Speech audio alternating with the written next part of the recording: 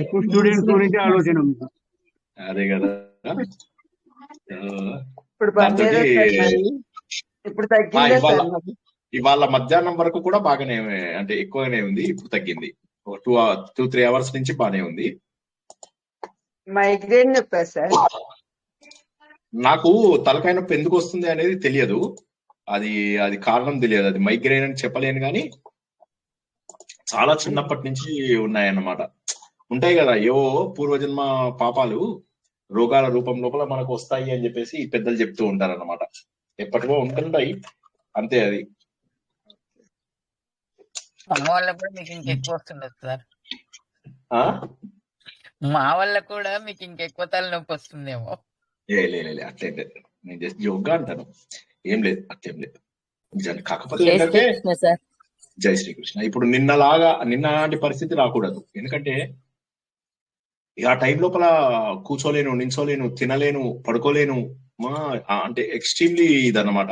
Meditation చేసి తగ్గించుకుందామంటే దానికి కూడా మొండిగా తగ్గను అని చెప్పేసి ఆ టైప్ అన్నమాట. అలాంటి హెడేక్ వచ్చినప్పుడు ఇంకా నేను ఏమీ చేయలేను, హెల్ప్లెస్ గా. వామిటింగ్ చేసుకుంటే పోతుంది సార్. అంటే వామిటింగ్ సెన్సేషన్ వస్తే ఓకే, కానీ వామిటింగ్ సెన్సేషన్ రాదు. సో అది ఇక్కడ కణతల దగ్గర విపరీతంగా నొప్పి, అసలు ఇక తల ఆలోచించే స్టేజ్ లో ఉండదు అన్నమాట. సో అందువల్ల సో అట్లా దాంతో ఓకే చక్కగా వినండి. ఇవాళ కూడా కొద్దిగా కష్టమైన టాపిక్ కాబట్టి చాలా సులభంగా చిన్నపిల్లలకు చెప్పినట్టే చెప్తున్నాను. ఓకే, వీలైనంత నేను కష్టపడతా సరే, కానీ మీరు ఎక్కువ కష్టపడండి.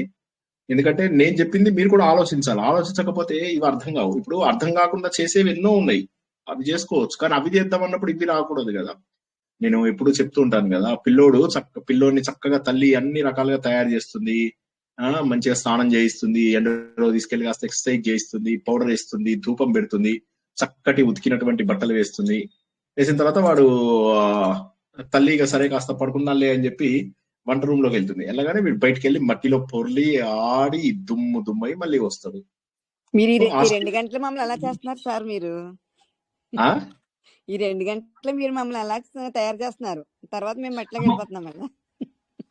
అదే నేను చెప్తున్నది కరెక్ట్ గా మీకు అర్థమైంది. అందరికి కూడా అర్థమైంది అనుకుంటున్నాను. అందరు అది కథగా తీసుకోలేదు, అందరికి అర్థమైందని అనుకుంటున్నారు. తెలీదు అందరికి అర్థమైందండి. నేను ఆ కథ ఎందుకు చెప్పాను? హలో, అర్థమైంది సార్. కాబట్టి కొద్దిగా ఆలోచించండి, ఏం లేదు. మీకు ఏంటనేది తెలుసుకుంటాం. ఎనీవే ఆత్మబోధ ఎలాగో ఆత్మబోధ కాబట్టి ప్రారంభించుకుందాం. మనం కబుర్లు చెప్తే గంట సేపైనా నాకు కబుర్లో రాయండి. మీరు కూర్చోబెడితే ఇవాళ ప్రవచనం బదులు కబుర్లే వెళ్ళిపోతాయి. ఓకే, మనం రికార్డు స్టార్ట్ చేసామా? Okay, yeah it did.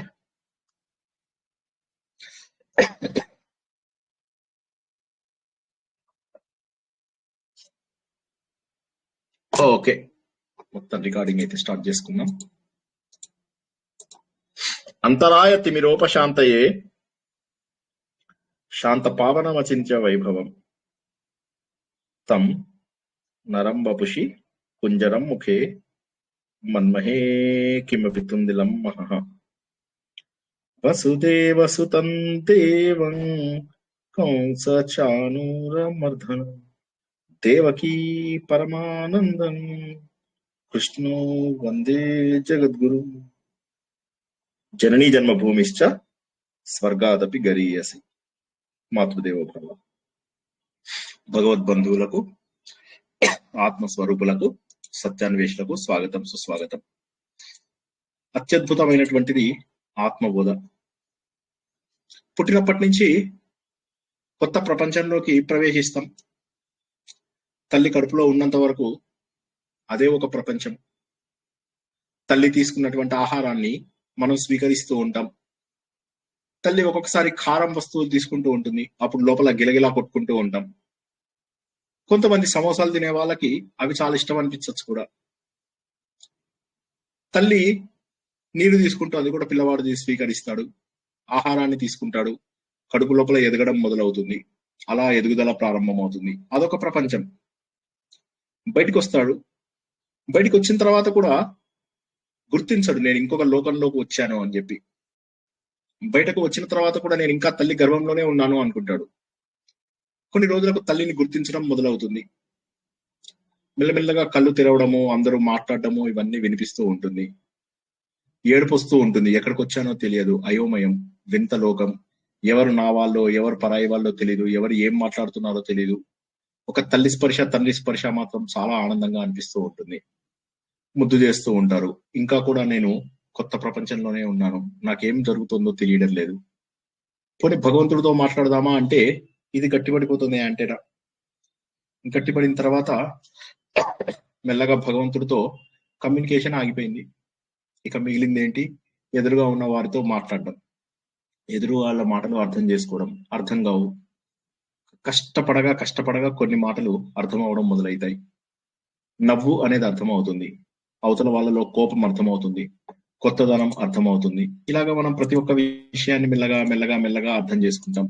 తొందరగా నేర్చుకోవాలి. ఏదో మనం ఇది మెల్లగా నేర్చుకుందాం, శ్రీనివాస్ దగ్గర గనక ఆత్మబోధ నేర్చుకుంటున్నట్టుగా డల్గా 6 ఏళ్ళు అయినా ఎక్కడున్నావయ్యా గో అంటే, ఎక్కడ ఇస్తారు సార్, మీరు అక్కడే ఉన్నాం సార్, మేము అక్కడి నుంచి కదలలేదు సార్ అన్నట్టుగా మన చిత్రగుప్తుడి బ్యాచ్ అంతా కూడా అలాగే ఉన్నారు 6 ఏళ్ళ సాధన తర్వాత కూడా. కానీ పిల్లవాడికి అలా వీలవ్వదు. నేర్చుకోవాల్సిందే, ముందుకు వెళ్ళి తీరవలసిందే. పిల్లవాడు జీవితం లోపల ముందుకు వెళ్ళి తీరవలసిందే. కొత్త ప్రపంచాన్ని నేర్చుకోవాల్సిందే. నేర్చుకున్నటువంటి ప్రపంచంలో అన్ని విషయాలు సాధించవలసిందే. తల్లిదండ్రులతో పాటు దగ్గర వాళ్ళందరినీ గుర్తుపడుతూ ఉంటాడు. మెల్లమెల్లగా అమ్మ నాన్న బంధాలన్నీ కూడా మెల్లమెల్లగా అర్థమవుతూ ఉంటాయి. అలా మళ్ళీ ముందుకెళ్తూ ఉంటాడు. అన్నదమ్ముళ్ళు వీరందరి స్పర్శ, కొత్తదనం తగ్గుతూ ఉంటుంది. ఇంట్లో ఉన్న వస్తువులు, ఇంట్లో ఉన్నటువంటి విషయాలు అర్థమవుతూ ఉంటాయి. కారులో తీసుకెళ్తే కారు అనేది ఒకటి ఉంది అన్న విషయం అర్థమవుతుంది. ఇంకా మాటలు ఏవో చిన్న మాటలు వస్తూ ఉంటాయి. అత్త తాత ఇటువంటివి మాట్లాడుతూ ఉంటారు. అవి మాట్లాడుతున్నప్పుడు తల్లిదండ్రులు చూసి సంతోషించడాన్ని చూసి సంతోషిస్తూ ఉంటారు. మెల్లమెల్లగా ఒక ప్రపంచం ఏర్పడింది. ఈ ప్రపంచం బాగుంది, చక్కగా తల్లితోటే ఉన్నాను, మంచిగా ఉంది. తల్లి ఏడ్చినప్పుడల్లా వెంటనే పట్టుకుంటోంది నన్ను. సో నాకంటూ ఒక గుర్తింపు ఉంది అని చెప్పేసి ఈ ప్రపంచానికి అలవాటు అయ్యే లోపల కొత్త ప్రపంచం స్కూల్ కు పంపించేస్తాం. స్కూల్ కు పంపించేసేసరికి మళ్ళీ స్కూల్ లోపల కొత్త విషయాలు నేర్చుకోవాలి. కొత్త ప్రపంచము, టీచర్లు, కొంతమంది కొట్టే వాళ్ళు ఉంటారు, కొంతమంది క్రూరంగా ఉండే వాళ్ళు ఉంటారు, కొంతమంది ప్రేమించే వాళ్ళు ఉంటారు, కొంతమంది నేర్పించే వాళ్ళు ఉంటారు. ఇవన్నీ చేసినా ఇల్లు వదిలి వెళ్ళడం ఇష్టం ఉండదు. స్కూల్కి వెళ్ళడానికి ఏదో రకంగా బాధపడుతూ ఉంటారు. అదైంది మెల్లగా స్కూలు, కాలేజు, ఇక మనస్సు బుద్ధి ఎదగడం మొదలెడుతూ ఉంటాయి. అంతవరకు కూడా మనస్సు బుద్ధి అనేటటువంటివి సరిగా ఎదగవు. ఓన్లీ శరీరం మాత్రం ఎదుగుతూ ఉంటుంది. మనస్సు బుద్ధి కూడా వయసుతో పాటు ఎదుగుతూ ఉంటుంది. ఈ విధంగా అయిన తర్వాత ఇంక మెల్లగా అవుతాము, పెద్ద అవుతాము, ఉద్యోగాలు చేస్తాము, ఫ్యామిలీ తయారవుతుంది, ఇంకొక లేయరు. ఇలా ఏమైపోతుందంటే కొత్త ప్రపంచానికి అలవాటు అవుతూ ఉంటాం. మళ్ళీ కొత్త ఊరు వెళ్తాం, కొత్త స్నేహితులు, కొత్త బంధువులు, పెళ్ళవుతుంది, కొత్త బంధువులు, కొత్త లోకం. ఇలాగా రకరకాల లోకాలు, రకరకాల బంధాలు, ఒకదానితో ఒకటి. ఇదే సమయం లోపల ఎవరో నేర్పిస్తారు, రండి పారాయణం నేర్పిస్తారని చెప్పేసి గుంజుకు పోతారు. నేర్పిస్తా పారాయణం లోపల మళ్ళీ అదొక కొత్త లోకం. అక్కడ మళ్ళీ వెళ్ళిన తర్వాత అక్కడ కూడా ఏమిటో సంతోషంగా లేదు జీవితం. ఎందుకు? డబ్బు వచ్చింది, డబ్బున్న గ్రూప్ లో ఉన్నాను అమ్మయ్య అనుకునే లోపల అది కూడా ఎక్కువ రోజులు సంతోషం లేదు. ఎందుకో ఏది నాకు ఎక్కువ సంతోషాన్ని ఇవ్వడం లేదు. ఎందుకు? ఈ ప్రపంచంలో ఏం సాధించాలి నేను ఇంకా? ఎందుకు నాకు సంతోషంగా లేదు? ఆ విషయం అర్థమైతూ ఉండదు అన్నమాట. సరే, ఆధ్యాత్మికంలోకి వద్దాము అంటే ఏది సరైన ఆధ్యాత్మికతో తెలియదు. అందరూ దండం పెట్టుకుంటున్నారు, నేను దండం పెట్టుకుంటున్నాను. అందరూ తిన్న ఆహారం నేను తింటున్నాను. అందరు ఎలా చేస్తున్నారు, నేను ఎలా చేస్తున్నాను. మా తల్లిదండ్రులు పెంచారు, పెద్ద చేశారు, మాకు పెళ్లిళ్ళు చేశారు. నేను పెరగాలి, పెద్ద అవ్వాలి, నా పిల్లలకు పెళ్లిళ్ళు చేయాలి, మనవళ్ళతో ఆడుకోవాలి. టైం పాస్ కానప్పుడు జుట్టు బాగా తెల్లగా అయిపోయిన తర్వాత అప్పుడు వెళ్ళి దేవుడికి దండం పెట్టుకోవాలి. సో మన ప్రపంచం చూసినట్టయితే ఇంతకు మించి వేరే ప్రపంచం కనిపించటం లేదు. ఎదగాలి అనే ఆలోచన చాలా తక్కువ మందికి మాత్రమే వస్తుంది. దానికి తోడు ఏమైంది, మన ఏదైతే నేను అని ఉన్నానో, తల్లి కడుపులోంచి బయటికి వచ్చానో, అప్పుడు నేను అనేది చాలా దగ్గరగా ఆత్మతత్వానికి ఉంటుంది. ఒకసారి ఈ ప్రపంచంలోకి వచ్చాక ఎన్నిసార్లు లోకం మారింది అనేది గుర్తించండి. లోకం మారింది, నా ప్రపంచం మారింది, నా వస్తువులు మారాయి, నా జనాలు మారారు. ఎవరో మ్యూట్ లో లేరండి, మ్యూట్ లో పెట్టుకోండి. నేను అన్మ్యూట్ చేసింది మీరు అల్లరి చేయడానికి కాదు. సో కాబట్టి నేను అర్థం చేసుకోవాలి ఏం జరుగుతుందో తెలియదు. ఇవన్నీ కష్టపడుతూ జీవితాన్ని అంతా కూడా అర్థం చేసుకుంటూ అలా ముందుకెళ్తూ రకరకాల బంధాలని నా మీద తెచ్చుకుంటున్నాను. ఇప్పుడు ఈ ప్రపంచం నుంచి వెళ్ళలేను. ఇదే ఒక ఆటవికుడు పెరిగే పద్ధతి దీనికి డిఫరెంట్ గా ఉంటుంది. వాడు ఆ ప్రపంచంలో ఎలా ఉండాలో అలవాటు చేసుకుంటాడు. సో నేను అనేటటువంటిది ఉన్నట్లయితే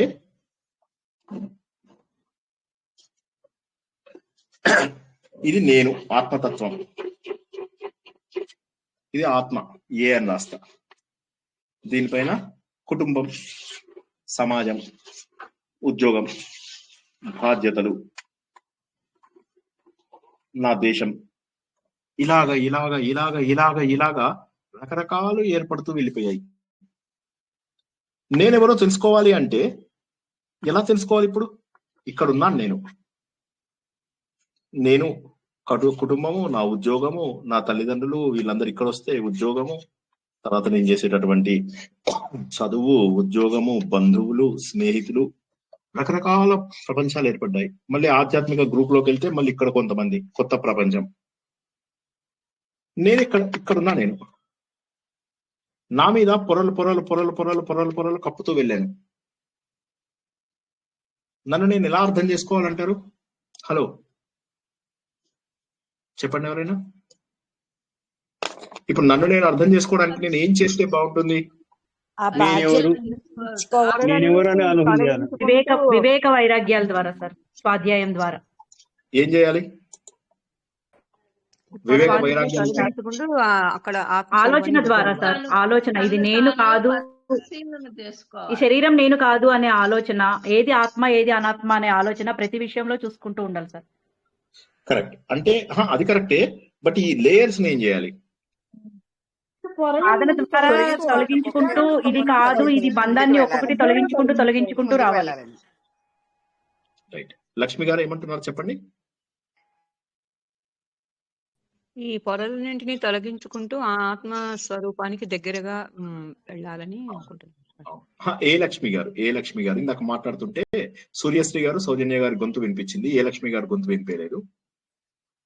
అదేం సార్, అవన్నీ దాటుకుని ముందుకు వెళ్ళాలండి. పొరలన్నీ దాటుకుని, అంటే పొరలు దాటుకునే ఉన్నాం. ఇక్కడున్నా. ఇప్పుడు నేను ఇప్పుడు ఇక్కడ ఉన్నాను. నేను ఇక్కడుండి నేను ఇది ప్రపంచం అనుకుంటున్నా. ఇప్పుడు నేను ఆధ్యాత్మిక ప్రపంచంలో ఉన్నాను. ఇక్కడ నా బంధువుల ప్రపంచం ఉంది, ఇక్కడ నా స్నేహితుల ప్రపంచం ఉంది. కలగా పులగమై అన్ని కూడా ఒకదాంతో ఒకటి. మీది వాయిస్ డిస్టర్బెన్స్ వస్తుందండి, కొద్దిగా మీరు ఇది పెట్టుకోండి, మ్యూట్ లో పెట్టుకోండి లక్ష్మి గారు. సో ఇక్కడ ఉన్నాను నేను. అసలు నేను ఇది పరిశుద్ధమైనటువంటి రూపం, భగవంతుడు రూపం. ఇవన్నీ వచ్చేసాయి. ఇక్కడ ఉన్నప్పుడు ఇక్కడికి వెళ్ళడం సులభం అంటారా, కష్టం అంటారా?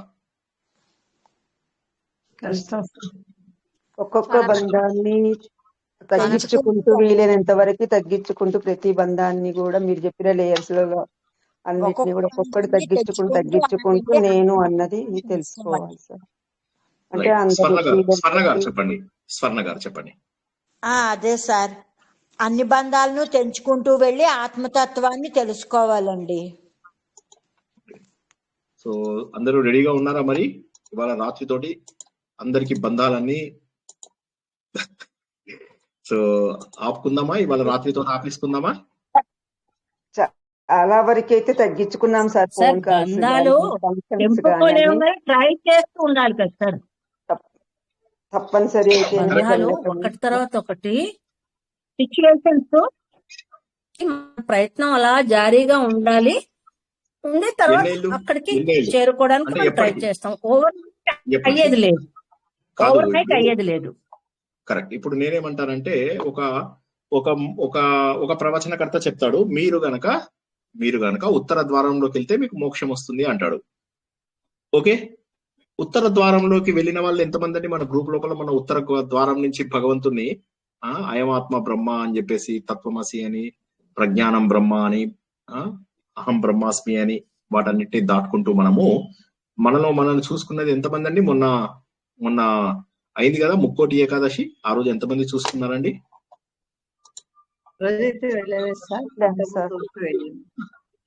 ఆలయానికి అయితే వెళ్ళారు కదా, మీరు వెళ్ళలేదు. వెళ్ళిన వాళ్ళ గురించి ఎవరు వెళ్ళలేదా? గ్రూప్ లో ఆలయానికి వెళ్ళారు, ఉత్తర ద్వారం నుంచి దర్శనం చేసుకున్నారు దేవుణ్ణి, అవునా?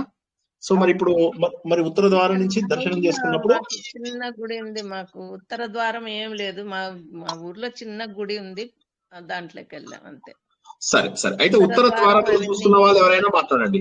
ఉత్తర ద్వారంలో వెళ్ళి చూసిన వాళ్ళు ఎవరైనా మాట్లాడండి. ఇంకెవరైనా చూసారా? Very good. చూసినప్పుడు మీకు మోక్షం వచ్చేసిందా?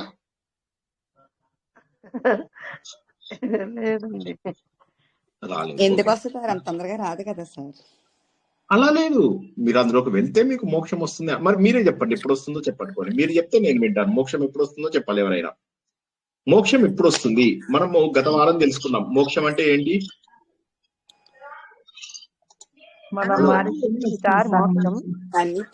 మోక్షం జ్ఞానం వల్ల మోక్షం వస్తుంది. బంధాలన్నీ తెంచుకొని దేవునిలో ఐక్యం అవడం. ఒకటే అన్నది జ్ఞానం తెలుసుకుంటాం సార్. కరెక్ట్. కాబట్టి నేను ఎన్ని అభిషేకాలు చేస్తే నాకు దేవుడు తెలుస్తాడు? అభిషేకాలు చేస్తే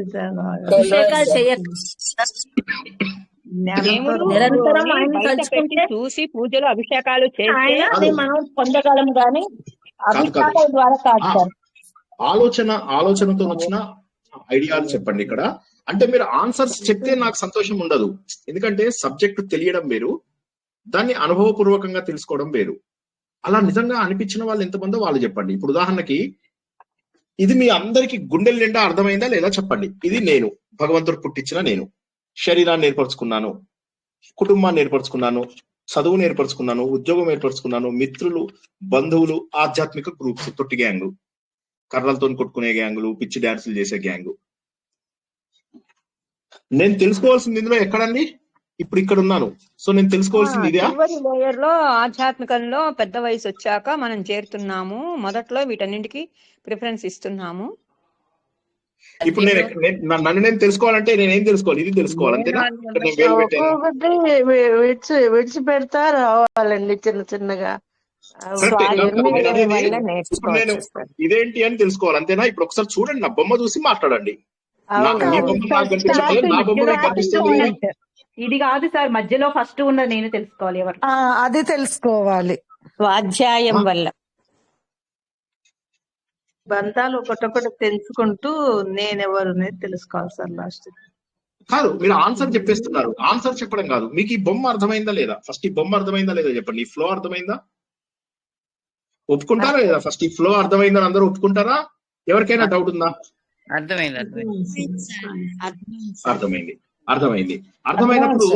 అర్థమైంది. ఇప్పుడు మనం ఏం చేస్తే పోతుందంటారు? ఇప్పుడు మన ఇంట్లోపల చీకటిగా ఉందండి. చీకటిగా ఉందంటే ఏం చేస్తే ఎన్నిసార్లు అభిషేకం చేయాలంటారో చెప్పండి. చీకటిగా ఉంటే అదే జ్ఞానము. జ్ఞానంతోనే వెలిగించాలి.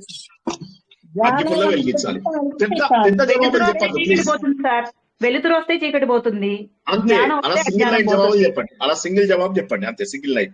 సో చీకటి ఉంది అంటే ఏం చేయాలంటే అగ్గిపుల్ల వెలిగించాలి, అంతే కదా? సో మరి ఇప్పుడు మనం ఇది ప్రతిరోజు చెప్పుకుంటున్నాం కదా, చీకటి ఇది చేయాలని. ఇంకా కూడా ఆ అధమమైన పనులు చేస్తున్న వాళ్ళు ఎవరన్నా ఉన్నారా మన గ్రూప్ లోపల? అధమం అంటే చెడు కాదు. సంస్కృతంలో అధమము అంటే లోయెస్ట్ లెవెల్, మిడిల్ లెవెల్, ఉన్నతమైనటువంటి స్థాయి. లోయెస్ట్ లెవెల్ లోపల ఏం చేస్తాం మనము? ఇప్పుడు ఇక్కడ ఎవరో చెప్పారు, మనం ఈ నదిలో మునిగితే, ఇప్పుడు పుష్కరం ఉంది, పుష్కరంలో కనుక నువ్వు పొద్దున్న 12ంటికి రాత్రి ఎన్నింటికి స్నానం చేశావు? 2ంటికి చేస్తే ఎలాగా? అర్ధరాత్రి 12 గంటలకు నువ్వు స్నానం చేసినట్లయితే నీకు మోక్షము వచ్చి తీరుతుంది.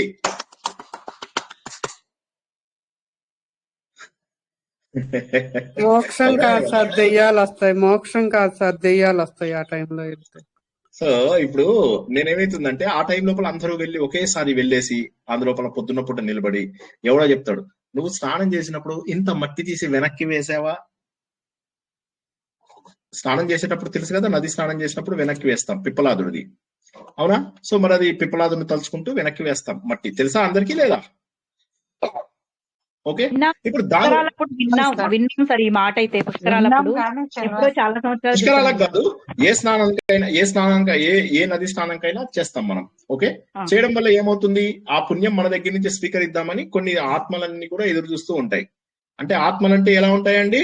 ముక్కలు ముక్కలుగా కొన్ని వందల వేల ఆత్మలు ఉంటాయి. ఇప్పుడు ఫర్ ఎగ్జాంపుల్ ఒకటే చైతన్యం సార్, ఒకటే చైతన్యం, ముక్కలు ముక్కలుగా ఉండదు సార్, అఖండమైన చైతన్యం. కాదు, ఇప్పుడు నాకు ఒక మాట చెప్పండి. ఓకే, నేను ఈ శరీరాన్ని వదిలేక నా ఆత్మ ఇలా ఇలా ఇలా ఇలా తిరుగుతూ ఎక్కడికి వెళ్తుంది అంటారు? ఉండదు సార్, కారణ శరీర రూపంలోనే విత్తన రూపంలో ఉంటుంది, కానీ మీ ఆత్మ చైతన్యంతో కనెక్ట్ అయిపోతుంది సార్ మొత్తం. ఓకే, ఇంకెవరైనా చెప్పండి జవాబు. మాట్లాడిన వాళ్ళు కాకుండా కొత్త వాళ్ళు ఎవరైనా జవాబు చెప్పండి.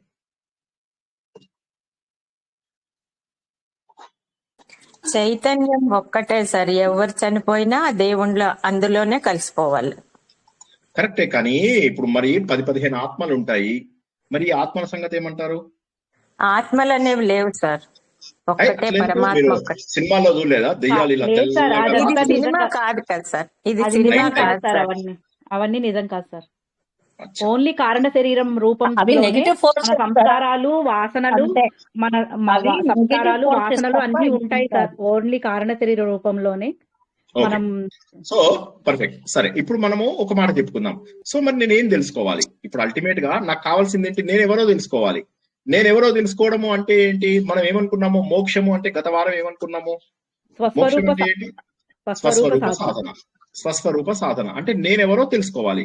అయితే నేనెవరో తెలుసుకుంటే లాభం ఏమిటి? ఇప్పుడు మాట్లాడిన వాళ్ళు ఎవరు మాట్లాడకండి, ఇంకోసారి కొత్త వాళ్ళకి అవకాశం ఇద్దాం. కొత్త వాళ్ళు భయపడుతున్నారు మాట్లాడడానికి. సో నాకు ఒక్క మాట చెప్పండి ఎవరైనా. ఇప్పుడు నేను చనిపోయిన తర్వాత నా ఆత్మ వెళ్ళిపోయి దేవుడి లోపల కలిసిపోయింది అనుకుందాం. దేవుడి లోపల కలిసిపోతే నాకు వచ్చే లాభం ఏంటి? ఇప్పుడు నాకు ఇక్కడ ఆనందంగా లేదు. ఇప్పుడు నాకు ఇలా మళ్ళీ పుడితే మళ్ళీ మంచిగా అందరితోటి కూర్చొని కబుర్లు చెప్పచ్చు, చక్కగా డ్యాన్సులు చేయొచ్చు, చాడీలు చెప్పచ్చు, ఓకే, అన్ని చేయొచ్చు, యాత్రలు చేయొచ్చు, అన్ని రకాల సుఖాలు అనుభవించవచ్చు. ఎందుకో ఆత్మతత్వం తెలుసుకున్న లాభం ఏంటి? వీటన్నిటికీ మించిన సుఖం అక్కడ ఉంటుంది సార్, వీటన్నిటికీ మించిన సుఖం. సుగుణ గారు కరుమూరి గారు చెప్పండి. సుగుణ గారు, కరుమూరి గారు, ఉమాదేవి గారు, ఒకరి తర్వాత ఒకరు. సుగుణ గారు, కరుమూరి గారు, ఉమాదేవి గారు, ఒకరి తర్వాత ఒకరు చెప్పండి. సుగుణ గారు. అంతకంటే ఇంకా ఆనందం ఇంకోటి ఉండదు సార్, అదే అన్నిటికంటే ఎక్కువైన ఆనందం. ఓకే, కరుమూరి గారు.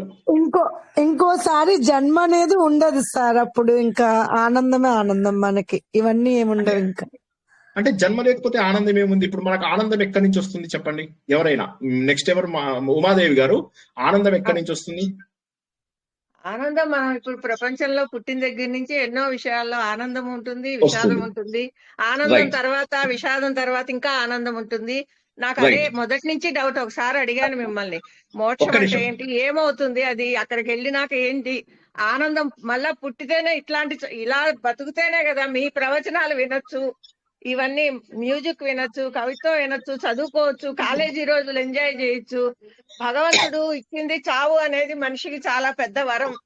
మళ్ళా మన శరీరం శిథిలమైనాక మానవ జన్మ వస్తే ఇంకంతకన్నా అదృష్టం లేదు అనేది నా ఉద్దేశం. మరి మోక్షం అని మిమ్మల్ని అడిగాను ఒకసారి, అది చాలా పెద్ద ఇష్యూ అని తర్వాత చెప్తా అన్నారు. అన్నానా? Okay, fine. సరే, అయితే కరుమూరి గారు ఇప్పుడు మీరు చెప్పండి. ఇప్పుడు లాభం ఏంటి? ఇప్పుడు నేను ఉమాదేవి గారితోని 100% పాలు ఏకీభవిస్తున్నాను. ఇంకో జన్మ ఉంటే మళ్ళా ఎంజాయ్ చేయొచ్చు కదా చక్కగా. మానవ జన్మే వస్తుందని గ్యారంటీ ఏం లేదు కదా. మాట్లాడిన వాళ్ళు మాట్లాడద్దు. భార్గవి గారు మాట్లాడండి. మళ్ళీ మానవ జన్మే వస్తుంది అన్నది గ్యారంటీ ఏం లేదు కదండి. లేదు. ఇంకెవరైనా మాట్లాడని వాళ్ళు మాట్లాడండి. ఇంకెవరైనా మాట్లాడని వాళ్ళు సత్యప్రభ గారు, వేణుగోపాల్ గారు, ఒకటి తర్వాత ఒకటి మాట్లాడండి. ఇంకో జన్మ లేకపోతే లాభం ఏంటి? ఆనందం ఎక్కడి నుంచి వస్తుందో తెలుసా? ఆనందం ఎక్కడి నుంచి వస్తుంది? మనస్సులో వచ్చేదాన్ని ఆనందం అంటారు, అందరికీ తెలుసు కదా. మరి మనస్సే లేదు, నువ్వు ఆత్మస్వరూపంగా వెళ్ళిపోయినప్పుడు మనస్సు పోయింది, శరీరం కూడా పోయింది. ఆనందం వచ్చేది మనస్సుతోటి కదా. మనస్సు ఆనందంగా ఉంటే అంతా ఆనందంగానే ఉంటుంది. నా లోపల బాధ ఉంటే ప్రపంచం అంతా బాధగానే ఉంటుంది. కాబట్టి ఇంకొక జన్మెత్తితే నాకు మళ్ళీ మనస్సు ఏర్పడుతుంది, మనస్సు ఆనందంగా ఉంటుంది. కాబట్టి ఇప్పుడు మీరు జన్మే లేదు అంటే శరీరం ఉండదు, మనస్సు ఉండదు. ఆ ఆత్మ సచ్చిదానంద స్వరూపం సార్, అందులో ఉన్న సంతోషము శాంతి ఎక్కడా ఉండదు. వేణుగోపాల్ గారు చెప్పండి. వేణుగోపాల్ గారు. నాగార్జున సినిమా రామదాసు దాంట్లో శ్రీరామదాసు, నీకు మోక్షం కావాలంటే మోక్షం వచ్చి ఏం చేయాలి స్వామి, నాకు ఇక్కడ నీకు సేవ చేసుకొని నాకు లేదు, నేను వచ్చి అక్కడ ఏం చేయాలి, ఆనందం అక్కడే ఉంది, ఇక్కడ నిన్ను తలుచుకుంటూ ఉంటేనే నీకు సేవ చేస్తేనే నాకు ఆనందం అని చెప్తాడు. అది కరెక్టా కాదా మీకు చెప్పండి. మీరు కరెక్ట్ చెప్పారు. మీరు ఉమాదేవి గారు ఇవాళ నేను చెప్దాం అనుకున్న మాటలు చెప్పేశారు. సో కాబట్టి ఇంకొక జన్మెత్తితే ఆనందం, గాని మనం అలా ఆత్మస్వరూపం ఆత్మబోధ తెలుసుకొని లాభం ఏంటండి?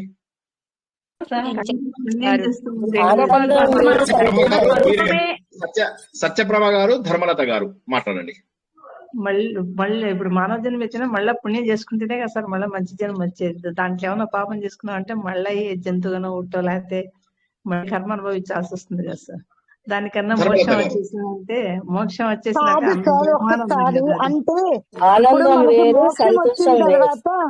ధర్మలత గారు తర్వాత కరుమూరి గారు చెప్పండి. అదే మానవ జన్మలో ఆనందం అనేది ఉండదు సార్. సంతోషము, దుఃఖం, సుఖం ఇవి ఉంటాయి, కానీ ఆనందం ఒక సత్యం తెలుసుకున్నప్పుడే ఉంటుంది సార్. ఇప్పుడు మనకి మోక్షం వచ్చిన తర్వాత భగవంతుడిలో కలుస్తాం సార్. కలిసిన తర్వాత అక్కడ కూడా భగవంతుడినే కదా మన ధ్యానం చేసుకుంటాం, అట్లా కాదా? భగవంతుడు సచ్చిదానంద స్వరూపుడు సార్. అక్కడ ఉన్న మనం నిద్రలో సుషుప్తి మైథునంలో పొందే సుఖము మనకు తెలీదు, నిద్రలో పొందే సుఖం. అయితే అక్కడ మనం దాన్ని ప్రత్యక్షంగా ఆ సుఖాన్ని అనుభవించవచ్చు. అందుకనే మోక్షం కావాలి మనకు. మోక్షం అనేటటువంటిది ఒక జలాశయం. ఓకే, సో కొంతమంది జవాబు చెప్పారు, కొంతమంది ఇదయ్యారు. సో మెయిన్ మీరు చెప్పిన పాయింట్సే మళ్ళీ చక్కగా చెప్పారు అందరూ. కొద్దిగా కన్సాలిడేట్ చేస్తాను నేను. మీరంతా ఏమన్నారు అంటే ఇంకో జన్మ ఎత్తుతాం కానీ ఇంకో జన్మ కుక్క జన్మ నక్క జన్మ వస్తే ఏం చేస్తారు? గ్యారంటీ లేదు. ఎందుకంటే ఎన్ని కోట్ల జన్మల నుంచి మనకు మనిషి జన్మ వచ్చిందో కూడా తెలియదు. ఎప్పుడు వచ్చిందో లాస్ట్ మనిషి జన్మ ఎప్పుడు వచ్చింది అంటే ఎప్పుడో ఆది మానవుల టైంలో వచ్చి ఉండొచ్చు, తర్వాత మళ్ళీ ఔరంగజేబు వచ్చినప్పుడు ఒకసారి వచ్చి ఉండొచ్చు, మళ్ళీ ఇప్పుడు వచ్చి ఉండొచ్చు. మానవ జన్మ వెంటనే సినిమాలో చూపించినట్టుగా ఇక్కడ ఒకళ్ళు చనిపోతారు వెంటనే అక్కడ ఇంకొకటి జన్మెత్తుతాడు అనేది గ్యారంటీ లేదు. తర్వాత మొదటిది. రెండోది ఏంటి? పుణ్యం పాపం వల్ల మనకు జన్మలు వస్తున్నాయి కానీ మనకు మోక్ష సాధన వల్ల జన్మ రావడం లేదు. పాప పుణ్యాల వల్ల జన్మ వస్తుంది. పాపం చేసినా పుణ్యం చేసినా జన్మ. అంటే మనం ఉన్నటువంటిది ఏదైతే సంచిత పాపం సంచిత పుణ్యం ఏదైతే ఉందో క్యుములేటివ్ ఒక బ్యాగుని బుధం మీద వేసుకున్నాం కదా, అందులోంచి కొంత భాగం ఈ జన్మకు వస్తుంది. ఈ జన్మ మొన్న మనం లెక్క పెట్టుకున్నాం, ఒక పెద్ద క్యాల్కులేషన్ చేసుకున్నాం. 10,000 ఉదాహరణకు ఒక జన్మలో అనుభవిస్తే నా దగ్గర 5 లక్షలు ఉన్నాయి, 50 జన్మలు అనుకున్నాం. కొంతమంది 49 అన్నారు, కొంతమంది 5,000 అన్నారు. మ్యాథమెటిక్స్ నేర్చుకోలేదు, చిన్నప్పుడు స్కూల్లోకి వెళ్ళండి అంటేనేమో ఏడుపు, పూర్ణ ఏడుపు, పెళ్లిళ్ళు చేసేసేయండి మొర్రో అని చెప్పేసి నేను స్కూల్కి వెళ్ళాను మొర్రో అని గోల గోల చేసి లెక్కలు నేర్చుకోవాలా. సరే ఏదేమైతేనేంటి 50 జన్మలు కనీసం ఎత్తాలి అని చెప్పేసి అనుకున్నాం. ఆ 50 జన్మలలో మళ్ళీ ఎన్ని పాప జన్మలు వస్తాయో, ఎన్ని ఘోరాతి ఘోరమైన జన్మలు వస్తాయో. మనిషి జన్మ వస్తే మంచిదే, ఓకే. మీరు అన్నట్టుగా మనిషి జన్మ వచ్చి ఇప్పుడు ఉన్నట్టుగా ఇంత మాత్రం ఉంటే ఇది చాలా గొప్ప జన్మ. మీరు ఏమనుకుంటారు? ఇది ఇది ఇది తక్కువ జన్మ అనుకుంటున్నారా? ప్రపంచంలో 1% మంది మాత్రమే ఇప్పుడు మనకున్న సుఖాలు ఉన్నాయి. ప్రపంచంలో 1% మందే. మీరు నమ్మినా నమ్మకపోయినా మనకంటే ఘోరాతి ఘోరంగా ఉన్న వాళ్ళు 99% మంది. 1% మందే మనలాగా కూర్చొని కబుర్లు చెప్తూ శ్రీనివాస్ సార్ ఇప్పుడు ప్రవచనం 9 o'clock మస్తు నిద్ర వస్తుంది, మా సార్ తెలుసా మస్తు నాలెడ్జ్ ఉన్నది, ఆయన చెప్తే మస్తు నిద్ర వస్తుంది, ఏం చెప్తాడు మస్తు నిద్ర, అసలు మాకు తెలుసా ఇంతకు ముందు టాబ్లెట్లు వేసుకునేదాన్ని, ఈ మధ్య అసలు టాబ్లెట్లు మానేసినా తెలుసా, మస్తు నిద్ర వస్తుంది, సారు చాలా బాగా ఎంత అంటే లాలిపాట అట్లుంటది. ఏదో ఇక నైట్ 9 o'clock అయింది, ఇవన్నీ అయినాయి, ఇక అందరితోని ఫోన్లు అవి అయినాక మెల్లగా సార్ ప్రవచనం వినుకుంటా నిద్రలోకి వెళ్ళిపోతాం. ఇలాంటి ఆలోచనలో ఉన్నారు అంటే మీరు చాలా అదృష్టవంతులు. యాక్చువల్ గా అది దురదృష్టం కాదు, అదృష్టం. ఎందుకంటే ఇంత మాత్రం ఆలోచన చేయలేని వాళ్ళు ప్రపంచంలో ఎంతేమంది ఉన్నారు. ఎక్కడ నిద్రపోతే ఎక్కడి నుంచి బాంబు వచ్చి పడుతుందో, మిసైల్ వచ్చి పడుతుందో తెలియదు. ఎక్కడ రేపు పొద్దున నాకు అన్నం దొరకకపోతే తెలియదు, ఎక్కడ నేను రోడ్డు మీద పడుకోవాలో తెలియదు. ఎక్కడా లేని వాళ్ళు ఒకరోజు రాత్రి ఈ రోజు పడుకుని తెల్లారేసరికి కొంతమంది ఏమో మార్చురీలో ఉంటారు, కొంతమంది ఏమో కాలిపోయి తగలబడిపోయి ఉంటారు, కొంతమంది ఏమో సమాధుల్లో ఉంటారు. తెల్లారేసరికి నేను మాత్రం కళ్ళు తెరిచి ప్రపంచాన్ని చూస్తున్నాను. చాలా అదృష్టవంతుంది. మార్చురీ లోపల శవాన్ని అలా ఇట్లా డబ్బాలలో పెడతారు. సినిమాలు చూసారు కదా మీరు, చాలా సినిమాలు చూసారు కదా. ఆ సినిమా లోపల అదేం సినిమా, అతడు సినిమా లోపల వాడు వచ్చి వామిట్ చేసుకుంటాడు. ప్రకాష్ రాజ్ జ్ఞాపకం ఉందా? మర్చిపోయారా? సినిమాలు కూడా మర్చిపోతున్నారు ఈ మధ్య నా స్టూడెంట్స్. సినిమాలు కూడా మర్చిపోతున్నారు. జ్ఞాపకం ఉందా లేదా? ప్రకాష్ రాజ్ ఇలా అందులోంచి మార్చిలోంచి శవాన్ని తీసుకొచ్చి మర్చిపోయారా? ఎవరైనా జ్ఞాపకం ఉందా? ఉంది సార్, వాడు వామిటింగ్ చేసుకుంటాడు. వామిటింగ్ చేసుకుంటాడు. సో ఏమవుతుంది, అలా అందులో తోసేస్తారు. మీ పిల్లలు పట్టించుకోరు, లేదా వేరే ఊరి నుంచి రావాలి అందులో వేస్తారు. మొన్న మా అమ్మగారిని 5 డబ్బాలో పెట్టినప్పుడు కొన్ని గంటలకైనా చచ్చిపోవాలనిపించింది నాకు. అమ్మ చనిపోవడం కాదు, నేను చచ్చిపోవాలనిపించింది. దేని గురించి మనం ఇంత తాపత్రయపడుతున్నది? దేని గురించి? ఎన్ని వస్తువులు కొనుక్కుందమ్మా, ఎన్ని నగలు కొనుక్కుందమ్మా, ఎంతమందితో మాట్లాడేదమ్మా, ఎంతమంది స్నేహితులు, ఎంతమంది బంధువులు, ఎంత హంగు, ఎంత ఆర్భాటము. పారాయణం గ్రూపులు, మారుతి భజన మండలి అని ఉండేది, దానికి వీళ్ళ గ్రూప్స్ అందరినీ ఎక్కడెక్కడో రకరకాల చోట్లకి తీసుకెళ్తుంటే అన్ని చోట్ల వెళ్ళి వీళ్ళు కూర్చొని దబదబా పారాయణం చేసేవాళ్ళు. మా ఇంట్లో పారాయణాలు పెట్టినప్పుడు మా ఇల్లంతా నిండిపోయేది. ఒక 5 డబ్బాలో పడుకున్నాం. నెక్స్ట్ డే చిన్న ఎముకలది ఒక చిన్న డబ్బాలో వేసుకుని వెళ్ళిపోయాం. హెల్ప్లెస్ గా, నిస్సహాయంగా తల్లిని చూడడం అంతకంటే ఘోరం ఏముంటుంది? ఆలోచించండి ఒకసారి. ఈ శరీరం కోసమా? ఆ ఐస్ లో మనం ఉండగలమా? ఐస్ లో పెట్టిన తర్వాత నేను భయపడ్డాను. ఆ చల్లదనానికి ఏమైతుందమ్మా అని చెప్పేసి. అలాంటిది కొన్ని రోజుల పాటు మార్చురీలలో పెడతారు బాడీస్ ని. వినపడ్డం లేదు సార్.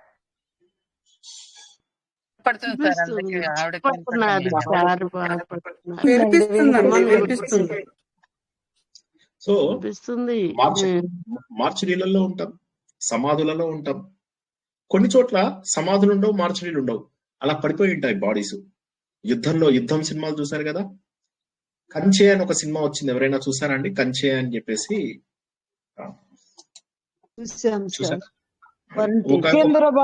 నాగేంద్ర బాబు వాళ్ళ కొడుకు ప్రజ్ఞా జైస్వాల్. అవును. సో ఆ సినిమాలో మీరు శవాలను ఎన్నింటిలో చూస్తారు, అంతే అలా పడిపోయి ఉంటాయి అంతే శవాలు. వాటికి ఎవరు సంస్కారం చేయాలి, ఎవరేం చేయాలి? కొంతమంది అక్కడ ఉన్న వాళ్ళు ఎవరైనా దగ్గర వాళ్ళు ఎవరైనా ఉంటే వాళ్ళు అక్కడ పాతేసి దాని మీద ఒక క్రాస్ పెడతారు, క్రిస్టియన్స్ అయితే. సో దేని గురించి మనం కష్టపడుతున్నాం? దేని గురించి మనం కష్టపడుతున్నాం? మనకు కావాల్సింది ఏమిటి? ఏమి కావాలని మనం ఈ జీవితం లోపల సాధన చెయ్యాలి? ఎందుకు వచ్చినటువంటి హంగు, ఎందుకు వచ్చినటువంటి ఆర్భాటాలు? మరి మనకేం కావాలి? నాకేం కావాలి? ప్రాతస్మరామి హృది సంస్ఫురదాత్మతత్వం సచ్చిత్ సుఖం పరమహంస గతిం తురీయం యత్ స్వప్న జాగర సుషుప్తమవైతి నిత్యం తద్బ్రహ్మ నిష్కలం అహం నచ భూత సంఘః. ప్రాతస్మరామి హృది సంస్ఫురదాత్మతత్వం.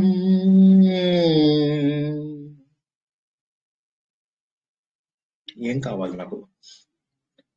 ప్రతిరోజు శాశ్వతమైనటువంటి ఆత్మతత్వాన్ని గుర్తించాలి.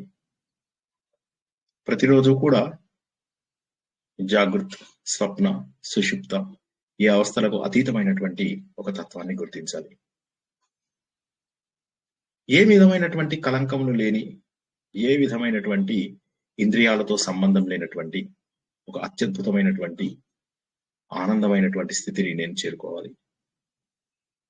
ఇప్పుడు దొరుకుతున్నటువంటి అన్ని ఆనందాలకు కూడా అది అతీతమైనటువంటిది, వీటన్నిటికంటే కూడా మించినటువంటిది. అటువంటి ఆత్మతత్వం ప్రతిరోజు కూడా నేను పొద్దున తలుచుకుంటాను. ఇది ఎవరు తలుచుకుంటారు? కేవలం పరమహంసలు మాత్రమే, జ్ఞానము మార్గంలోకి వచ్చినటువంటి వాళ్ళు మాత్రమే ఈ ఆత్మతత్వం అర్థమవుతుంది. నాకు మరి ఆత్మతత్వం అర్థమైందా? ఆత్మతత్వం నాకు ఎందుకు కావాలి? ప్రాతస్మరామి హృది సంస్ఫురదాత్మతత్వం సచ్చిత్ సుఖం పరమహంస గతిం తురీయం యత్ స్వప్న జాగర సుషుప్తమవైతి నిత్యం బ్రహ్మ నిష్కలం అహం నచ భూత సంఘ.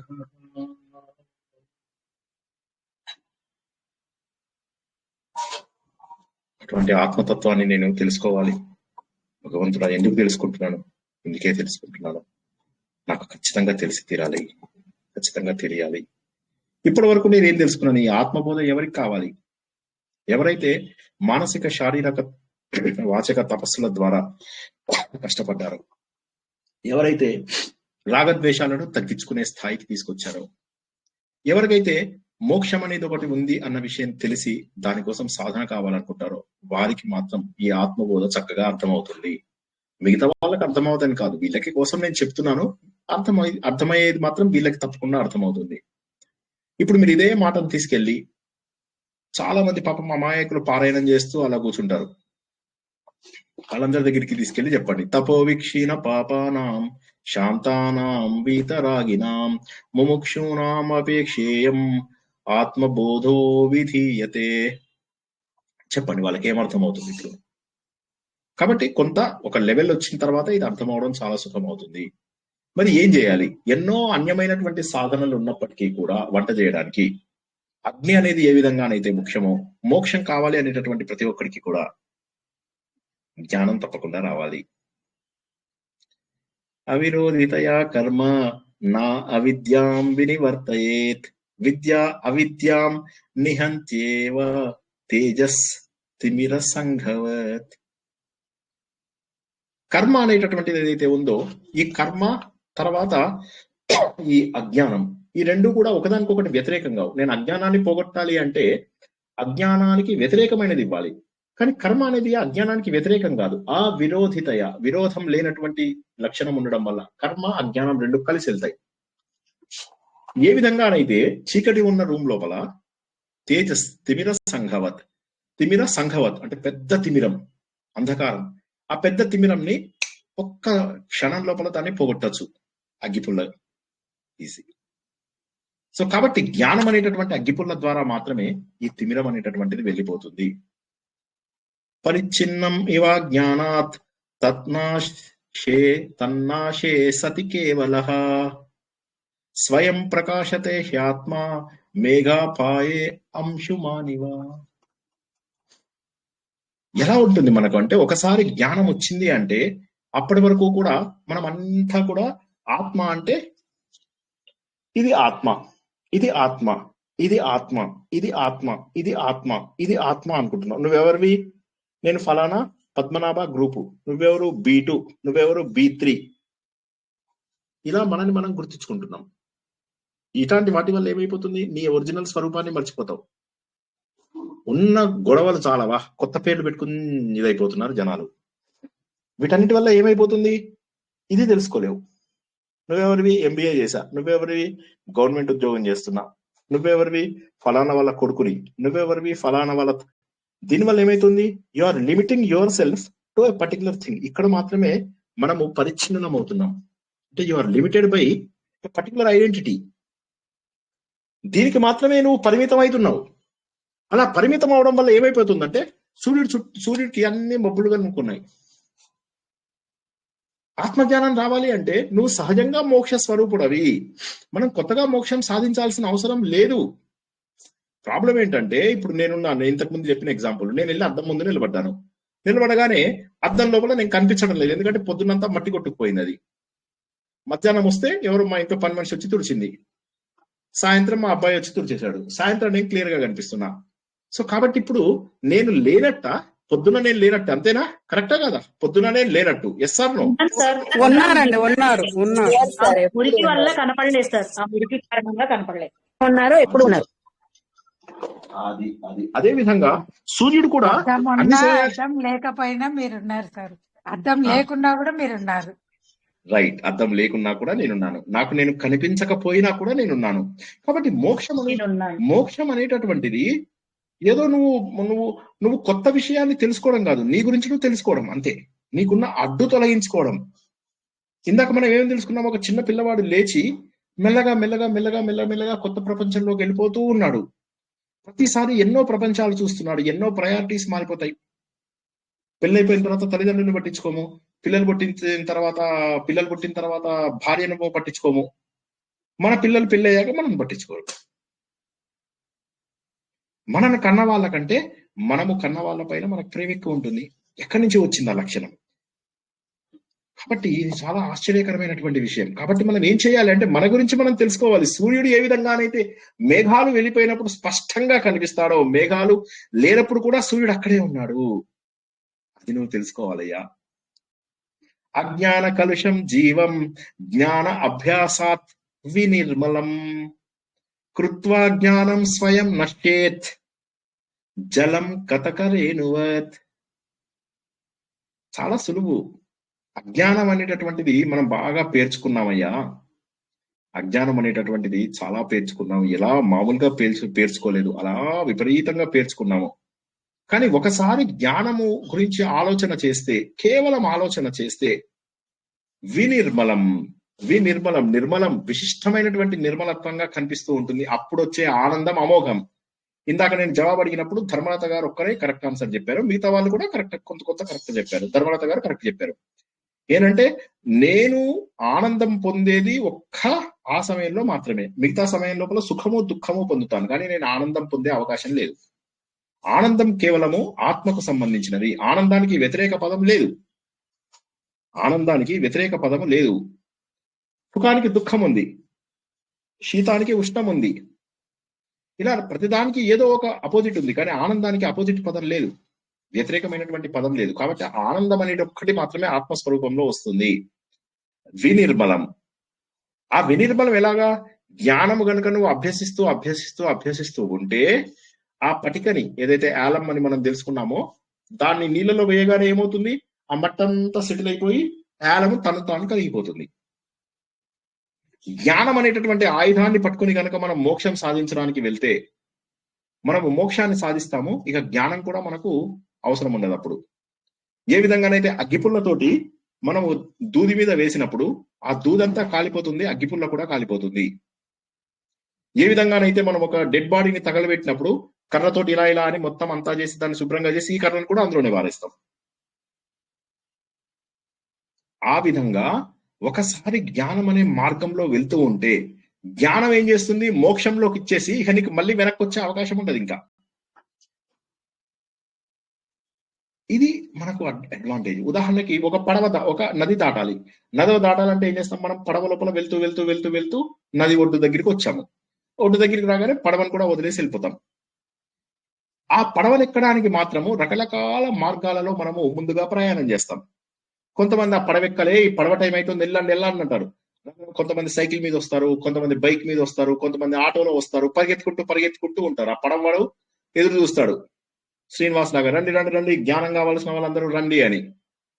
అందరూ ఎక్కుతారు, పడవ ఎక్కగానే అవతల ఒడ్డు దాకా చేరుకుంటారు. చేరుకున్న తర్వాత ఇక పడవ అవసరం లేదు, పోవయ్యా శ్రీనివాస్ అని వెళ్ళిపోతారు. కొంతమంది ఏం చేస్తారు? మధ్యదారి లోపల శ్రీనివాస్ ఇక్కడ బాలేదు, వెనకకి తీసుకెళ్ళంటారు. కొంతమంది ఏం చేస్తారు? ఈత వచ్చిన వాళ్ళు సగం దారిలోనే వెనక్కి ఈత కొట్టుకుంటూ వచ్చేస్తారు. మోక్ష మార్గంలో కొంతమందికి ఇష్టం అనిపించదు. ఇలా బానే ఉంది కదా. మ్యాట్రిక్స్ సినిమా నేను చూశాను అని చెప్పాను, మిమ్మల్ని అందరినీ కూడా చూడమన్నాను కదా. అందులోపల అందరినీ కూడా అలా కళలో కూడా పడుకోబెట్టేస్తారు అంతే. వాళ్ళందరూ కూడా బ్యాటరీ లాగా ఉంటారు. వీళ్ళందరినీ కూడా మెయిన్ ఫ్రేమ్ కంప్యూటర్స్ కి కనెక్ట్ చేస్తాడు. ఏం చేస్తాడు? వీళ్ళందరిలోకి కూడా కళలు వచ్చేలాగా చేస్తాడు. వీళ్ళందరూ ఏంటి? అప్పుడు నడుస్తున్నదేమో 2300 ఏదో ఉంటుంది, కానీ వీడు 1997 లో ఉన్నట్టుగా అందరికీ ఒక కళ పెడతాడు. సో అందులోపల అందరినీ సర్క్యూట్లు కలుపుతుంటాడు, కొత్త వాళ్ళు కలుస్తూ ఉంటారు. కళలోనే జరిగిపోతూ ఉంటాయి అన్ని. కొత్త వాళ్ళు కలుస్తుంటారు, కళలోనే పుడతాము, కళలోనే చచ్చిపోతాము, కళలోనే అన్ని పనులు జరుగుతుంటాయి. పుట్టడము, పెరగడము, నశించడం అన్ని కూడా. కానీ కళలోనే, నిద్రలోనే ఉంటాం, మనకు తెలియదు. కొద్ది మంది మాత్రము 2300 లో ఉన్న వాళ్ళు, వాళ్ళకి తెలుసు తత్వం ఏంటంటే అయ్యయ్యో వీళ్ళందరూ కూడా కళల్లో ఉన్నారు, డ్రీమ్స్ లో ఉన్నారు, వీళ్ళందరూ మెయిన్ ఫ్రేమ్ కంప్యూటర్ కి కనెక్ట్ అయ్యి ఉన్నారు.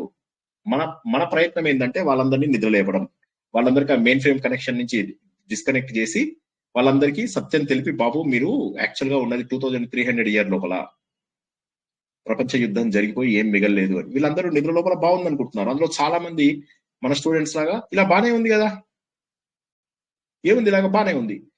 వీళ్ళు కానీ ఆ మెయిన్ ఫ్రేమ్ కంప్యూటర్ ని కాపాడుతున్న వాళ్ళు ఏం చేస్తారంటే వీళ్ళని కళల్లోంచి వెళ్ళనియరు. ఇటు అందరికీ ఫ్రీడమ్ తేవాలని ప్రయత్నం చేసే కొద్ది మంది, ఇక్కడేమో మెయిన్ ఫ్రేమ్ కంప్యూటర్లో అందరినీ పెట్టేసేసి కళల్లో ఉంచే వాళ్ళు కొంతమంది. వీళ్ళు కొట్టుకుంటూ ఉంటారు.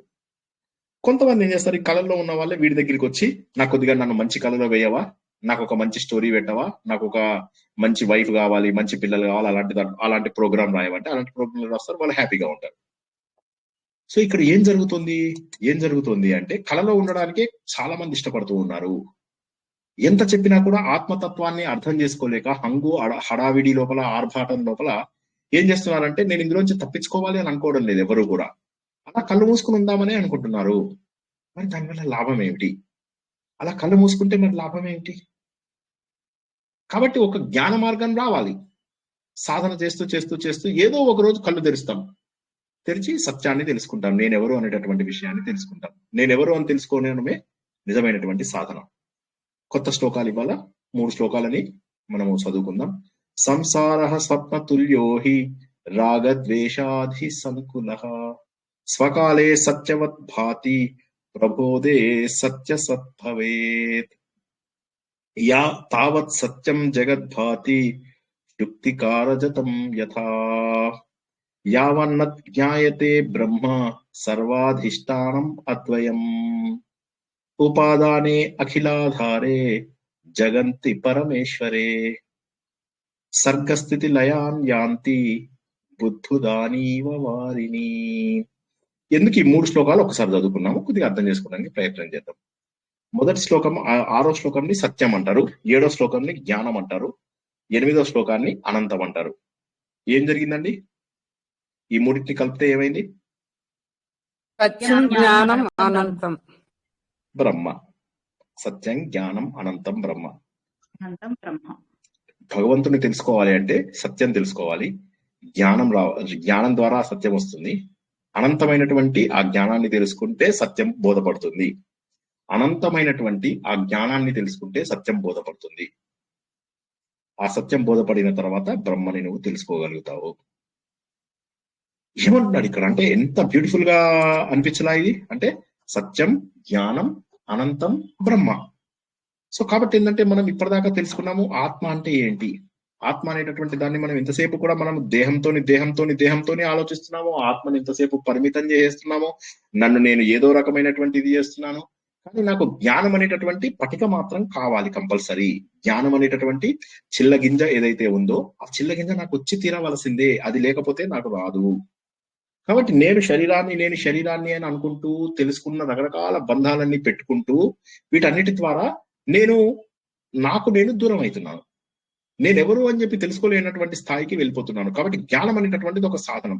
ఆ సాధనం కనుక మనకు ఒకసారి వచ్చిన తర్వాత, సాధనం కనుక ఒకసారి తెలుసుకుని ఆ పట్టుకొని దాన్ని ముందుకెళ్ళిన తర్వాత అందులో కూడా మనకు అవసరం లేదు. ఏ విధంగానైతే ఆలం అని గింజ ఏదైతే అదేం గింజ అన్నాం, కథక రేణువు. ఆ కథక రేణువుని కనుక నీళ్ళు అందులో వేయగానే అది మొత్తం చెత్తను తీసేసి అది కూడా మాయమైపోయింది. కాబట్టి మన అసలు యొక్క స్వరూపాన్ని తెలుసుకోవాలంటే మనకు వస్తున్నటువంటి ఇబ్బంది ఏముంది? సంసారః స్వప్న తుల్యో హి. సంసారః అంటే సంసారం. అంటే ఈ సంసారం అంటే ఈ నేను పదచ్ఛేదం చేస్తున్నాను, డౌట్ ఉన్న వాళ్ళు అడగండి. సంసారం 6వ శ్లోకంని మనము ఇది 6వ శ్లోకంని సత్యం అంటారు. రాసుకోడే వాళ్ళు రాసుకోండి. 6వది సత్యం, 7వది జ్ఞానం, 8వది అనంతం. ఈ సత్యం అనేటటువంటి శ్లోకం లోపల ముందు సంసారః స్వప్న తుల్యో హి. సంసారము అంటే భార్య పిల్లలు అని కాదు, జనన మరణ చక్రం. స్వప్న తుల్యహి, కలవంటిదయ్యా బాబు, నిజంగా కలవంటిది. తుల్య అంటే సమానం, హి అంటే నమ్ము, నిజంగా ట్రూ. సంసారః స్వప్న తుల్యో హి, సంసారము స్వప్నము లాంటిదయ్యా బాబు. రాగ ద్వేషాది సంకులః, కులము అంటే గ్రూపు, సంకులః అంటే సమ్యక్ కులం, బాగా కలిపేసేసి ముద్ద చేసేసినటువంటిది. కులము అంటే ముద్ద. నాకు ఈ కులం అంటే మాకు సంబంధించిన వాళ్ళు, ఈ కులము అంటే నాకు మనం ఏం చేస్తున్నాం, నువ్వేంది బాపనోడువా ఇంకేమన్నా ఇట్లా అంటాం కదా, అనగానే అయిపోయింది. అక్కడ మనకి స్టార్ట్ అవుతుంది. అది కాదు, ఆ కులం కాదు. ఇక్కడ కులము అంటే గుంపు. రాగ ద్వేషాలు అనేటటువంటివి ఏవైతే ఉన్నాయో, రకరకాలు రాగ ద్వేషం, మోహము, ఇవన్నీ ఏవైతే మనకు తెలుస్తూ ఉన్నాయో వీటన్నిటి యొక్క సంకలనము, సంకులము, సంకలనము, వీటన్నిటి యొక్క కలయిక, వీటన్నిటితోటి నిండినటువంటిది, పరిపూర్ణంగా ఈ చెత్త క్వాలిటీస్ తోటి నిండినటువంటిది. సంసారః స్వప్నతుల్యో హి రాగద్వేషాది సంకులః స్వకాలే సత్యవత్ భాతి స్వకాలే. ఆ అనుభవం జరుగుతున్నటువంటి సమయంలో, స్వకాలే అంటే సేమ్ టైం, అంటే సేమ్ టైం అంటే ఆ సమయంలో, స్వప్నంలో ఉన్న సమయంలో, సత్యవత్ భాతి సత్యములాగా అనిపిస్తుంది. సత్యవత్ భాతి, సత్యవత్ సత్యములాగా, భాతి భావిస్తావు నువ్వు, సత్యవత్ భాతి. ప్రబోధే ప్రబోధే సత్య అసత్ భవేత్ అంటే ఒక్కసారి ప్రబోధే, ప్రబోధే అంటే జ్ఞానోదయం అయినప్పుడు లేదా నువ్వు మెలకు వచ్చినప్పుడు అది అసత్యము అని చెప్పి తెలుస్తుంది. ముందు ఫస్ట్ శ్లోకము పదచ్ఛేదం అర్థం కాని వాళ్ళు చెప్పండి, నేను ఎక్స్ప్లెయిన్ చేస్తాను. పదచ్ఛేదం క్లియర్ ఉందా? సంసారః స్వప్నతుల్యో హి రాగద్వేషాది సంకులః స్వకాలే సత్యవత్ భాతి ప్రబోధే సత్య సద్భవేత్ సద్ధ్రువేత్ సద్భవేత్. హలో, నిద్రపోయారా? వాయిస్ వినిపించట్లేదా? ఒకసారి మెలకువ వచ్చినప్పుడు ఉంటే కాదు, ముందు పదచ్ఛేదం అర్థమైందా? పదచ్ఛేదం అర్థమైందా? నేను ఇంకా దాన్ని ఎక్స్ప్లెయిన్ చేయలేదు, శ్లోకాన్ని ఎక్స్ప్లెయిన్ చేయలేదు. ఏంటండి శ్లోకంలో ప్రబోధే అసత్యవత్ భవేత్ అని ఉంది సార్. ప్రబోధే, ప్రబోధే అంటే ఏంటి? బోధము ద్వారా, బోధన ద్వారా, అంటే ఎవరైనా చెప్పడం ద్వారా లేదా నీ ఆలోచన ద్వారా. పీడిఎఫ్ పెట్టారు కదా సార్, అదేనా? పీడిఎఫ్ ఉంది కదా ఒకటి, అదేనా? పీడిఎఫ్ లో మ్యాటర్ ఒకటి ఉందండి, పీడిఎఫ్ లో మ్యాటర్ ఉంది, శ్లోకం లేదు. ఎవరైనా శ్లోకం కూడా ప్లీజ్ టీమ్ లో షేర్ చేయండి. ప్రబోధే బోధన, బోధన అంటే ఏంటి? ఒక జ్ఞానం మీకు ఎవరైనా ఇవ్వడం, ఎవరైనా ఇవ్వచ్చు జ్ఞానం, నేను ఇవ్వచ్చు, మీ ఫ్రెండ్ ఇవ్వచ్చు, మీ అమ్మ నాన్న ఇవ్వచ్చు, ఎవరైనా ఇవ్వచ్చు. ప్రబోధే చక్కటి జ్ఞానం. నిద్రలోంచి మెలకువ రావడం ప్రబోధంతో సమానం. సత్య అసత్ భవేత్, ఏది సత్యమో ఏది అసత్యమో అనేటటువంటిది తెలుస్తుంది. అసత్యం అయిపోయింది, మొత్తం అసత్యం అయిపోయింది. అప్పటిదాకా నేను కళ లోపల ఆలోచిస్తున్నాను, కళ లోపల ముగ్గురు పిల్లలు ఉన్నారు, ఆ పిల్లలంతా కూడా చదువుకుంటున్నారు, వాళ్ళకి ఏదో ప్రాబ్లం వచ్చింది, కష్టాలు పడుతున్నాను, ఇందులోకి పోలీసు ఆడు వచ్చి కొడుతున్నాడు, ఇటు చూస్తే ఇంట్లోకి సింహం ప్రవేశించింది. వైఫ్ కాదు నేను అంటున్నది, సింహం, యాజిటేజ్ సింహం. మళ్ళా సింహం అనగానే వైఫ్ మీద ఒకటి స్టూడెంట్స్ చాలా గమ్మత్తు ఆలోచిస్తారు. సో సరే, సింహం వచ్చింది ఇంట్లోకి, ఆ సింహం నన్ను తరుముతోంది, ఇటు చూస్తే పైనుంచి దూకాలి, అయ్యో ఎలాగానో ఆలోచిస్తున్నాను, ముందు చూస్తే నుయ్యి, వెనక చూస్తే గొయ్యి, పరిగెడుతూ పారిపోతున్నాను. ఇంతలోకే చక్కటి విశాలమైనటువంటి ఒక గ్రౌండ్ వచ్చింది. ఆ గ్రౌండ్ లోపల అలా ప్రశాంతంగా కూర్చున్నాను. మళ్ళీ కొత్త జీవితం ప్రారంభించాను, చాలా బాగుంది. మళ్ళీ 2 పిల్లలు పుట్టారు, మళ్ళీ అక్కడ మంచిగా ఉంది, కొత్త భార్య, కొత్త పిల్లలు, కొత్త లైఫ్, చాలా బాగుంది. వాళ్ళందరూ బాగున్నారు, జీవితం అంతా చాలా ఆనందంగా ఉంది. డాడీ డాడీ అని నా పిల్లలు లేపుతున్నారు. ఒక్కసారి లేచి చూసేశాను. ఇప్పుడు స్వప్నములో ఉన్నవి కరెక్టా, లేకపోతే లేచిన తర్వాత వచ్చినటువంటిది కరెక్టా? చూసిందే కరెక్ట్ సార్. స్వప్నంలో ఉన్నంత వరకు, స్వప్నంలో ఉన్నంత వరకు స్వప్నం నిజం అనుకుంటున్నాం కదా సార్. స్వప్నంలో నిజమనే అనిపిస్తుంది, స్వప్నం నిజం అనిపిస్తుంది. స్వప్నంలో ఉన్నంత వరకు కూడా స్వప్నమే నిజం అనిపిస్తుంది. వాడు మ్యాట్రిక్స్ సినిమా లోపల కూడా వాడు ఏమంటాడంటే, ఒక హీరోకి ఎక్స్ప్లెయిన్ చేస్తూ ఉంటాడు, నువ్వు ఇన్ని రోజులు మ్యాట్రిక్స్ లో ఉన్నావు, నీకు అర్థం కావడం లేదు, నువ్వు ఇన్నాళ్ళు స్వప్నంలో ఉన్నావు, ఒక్కసారి ఆలోచించు, స్వప్నంలో ఉండి నువ్వు అసలు లేవకపోతే ఏమవుతుంది అంటాడు. అంటే వాడు చెప్తాడు స్వప్నమే సత్యం అవుతుంది అంటాడు. అవునా కాదా చెప్పండి, మీరంతా అర్థమైందా నేను చెప్పినటువంటి సినిమా? అవునండి, అవును. ఇప్పుడు కూడా మేము స్వప్నంలోనే ఉన్నాం సార్, స్వప్నంలోనే ఉన్నాం సార్. ఇప్పుడు కూడా నిజమైన మెలకువ తెచ్చుకోవాలి సార్. కాబట్టి జ్ఞానం అనేటటువంటి మెలకువ రాగానే, జ్ఞానం అనేటటువంటి మెలకువ రాగానే ఒక్కసారిగా అసత్యం అని చెప్పేసి, ప్రపంచమంతా మిథ్య అని చెప్పి తెలిసిపోతుంది. మనము దశశ్లోకి ఎందుకు తెలుసుకున్నాం? చాలా కష్టమైనటువంటిది దశశ్లోకి, నిర్వాణ దశకం. ఎందుకు తెలుసుకున్నాం? అందులో శంకరాచార్య అంటాడు, నేను లేను, నువ్వు లేవు, ఈ ప్రపంచం లేదు. నత్వం నా అహం అయం ప్రపంచ నా అయం ప్రపంచ అంటాడు. ఈ ప్రపంచం లేదు, నువ్వు లేవు, నేను లేను అని చెప్పేసి చెప్తాడు. ఎవరు లేవు, ఇదంతా కూడా మిథ్య. సో మిథ్య అనేటటువంటి కాన్సెప్ట్ లో ఎన్నాళ్ళు బతుకుతాం?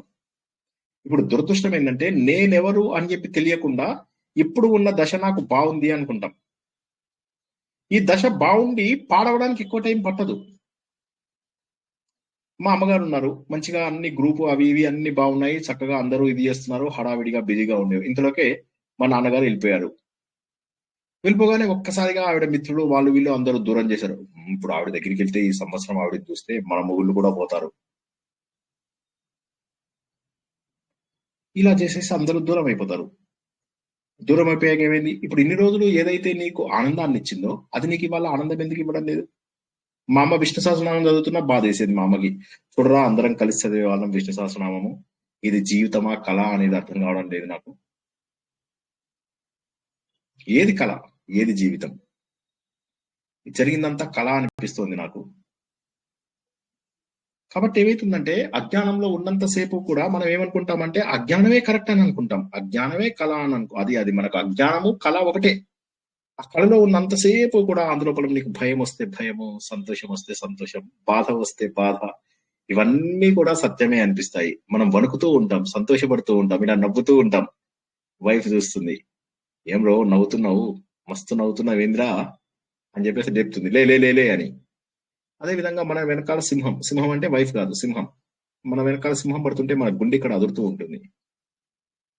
కన్ను తెరిచి చూడగానే అప్పటి వరకు మనం అనుకున్నటువంటి సింహము లేదు, మనకు ఏ కొత్త వాళ్ళతో పెళ్ళయింది, వాళ్ళు మంచిగా మనల్ని ప్రేమగా చూసుకుంటారు, అది కళలో కూడా అసత్యం అని తెలుసుకుంటాం మనము.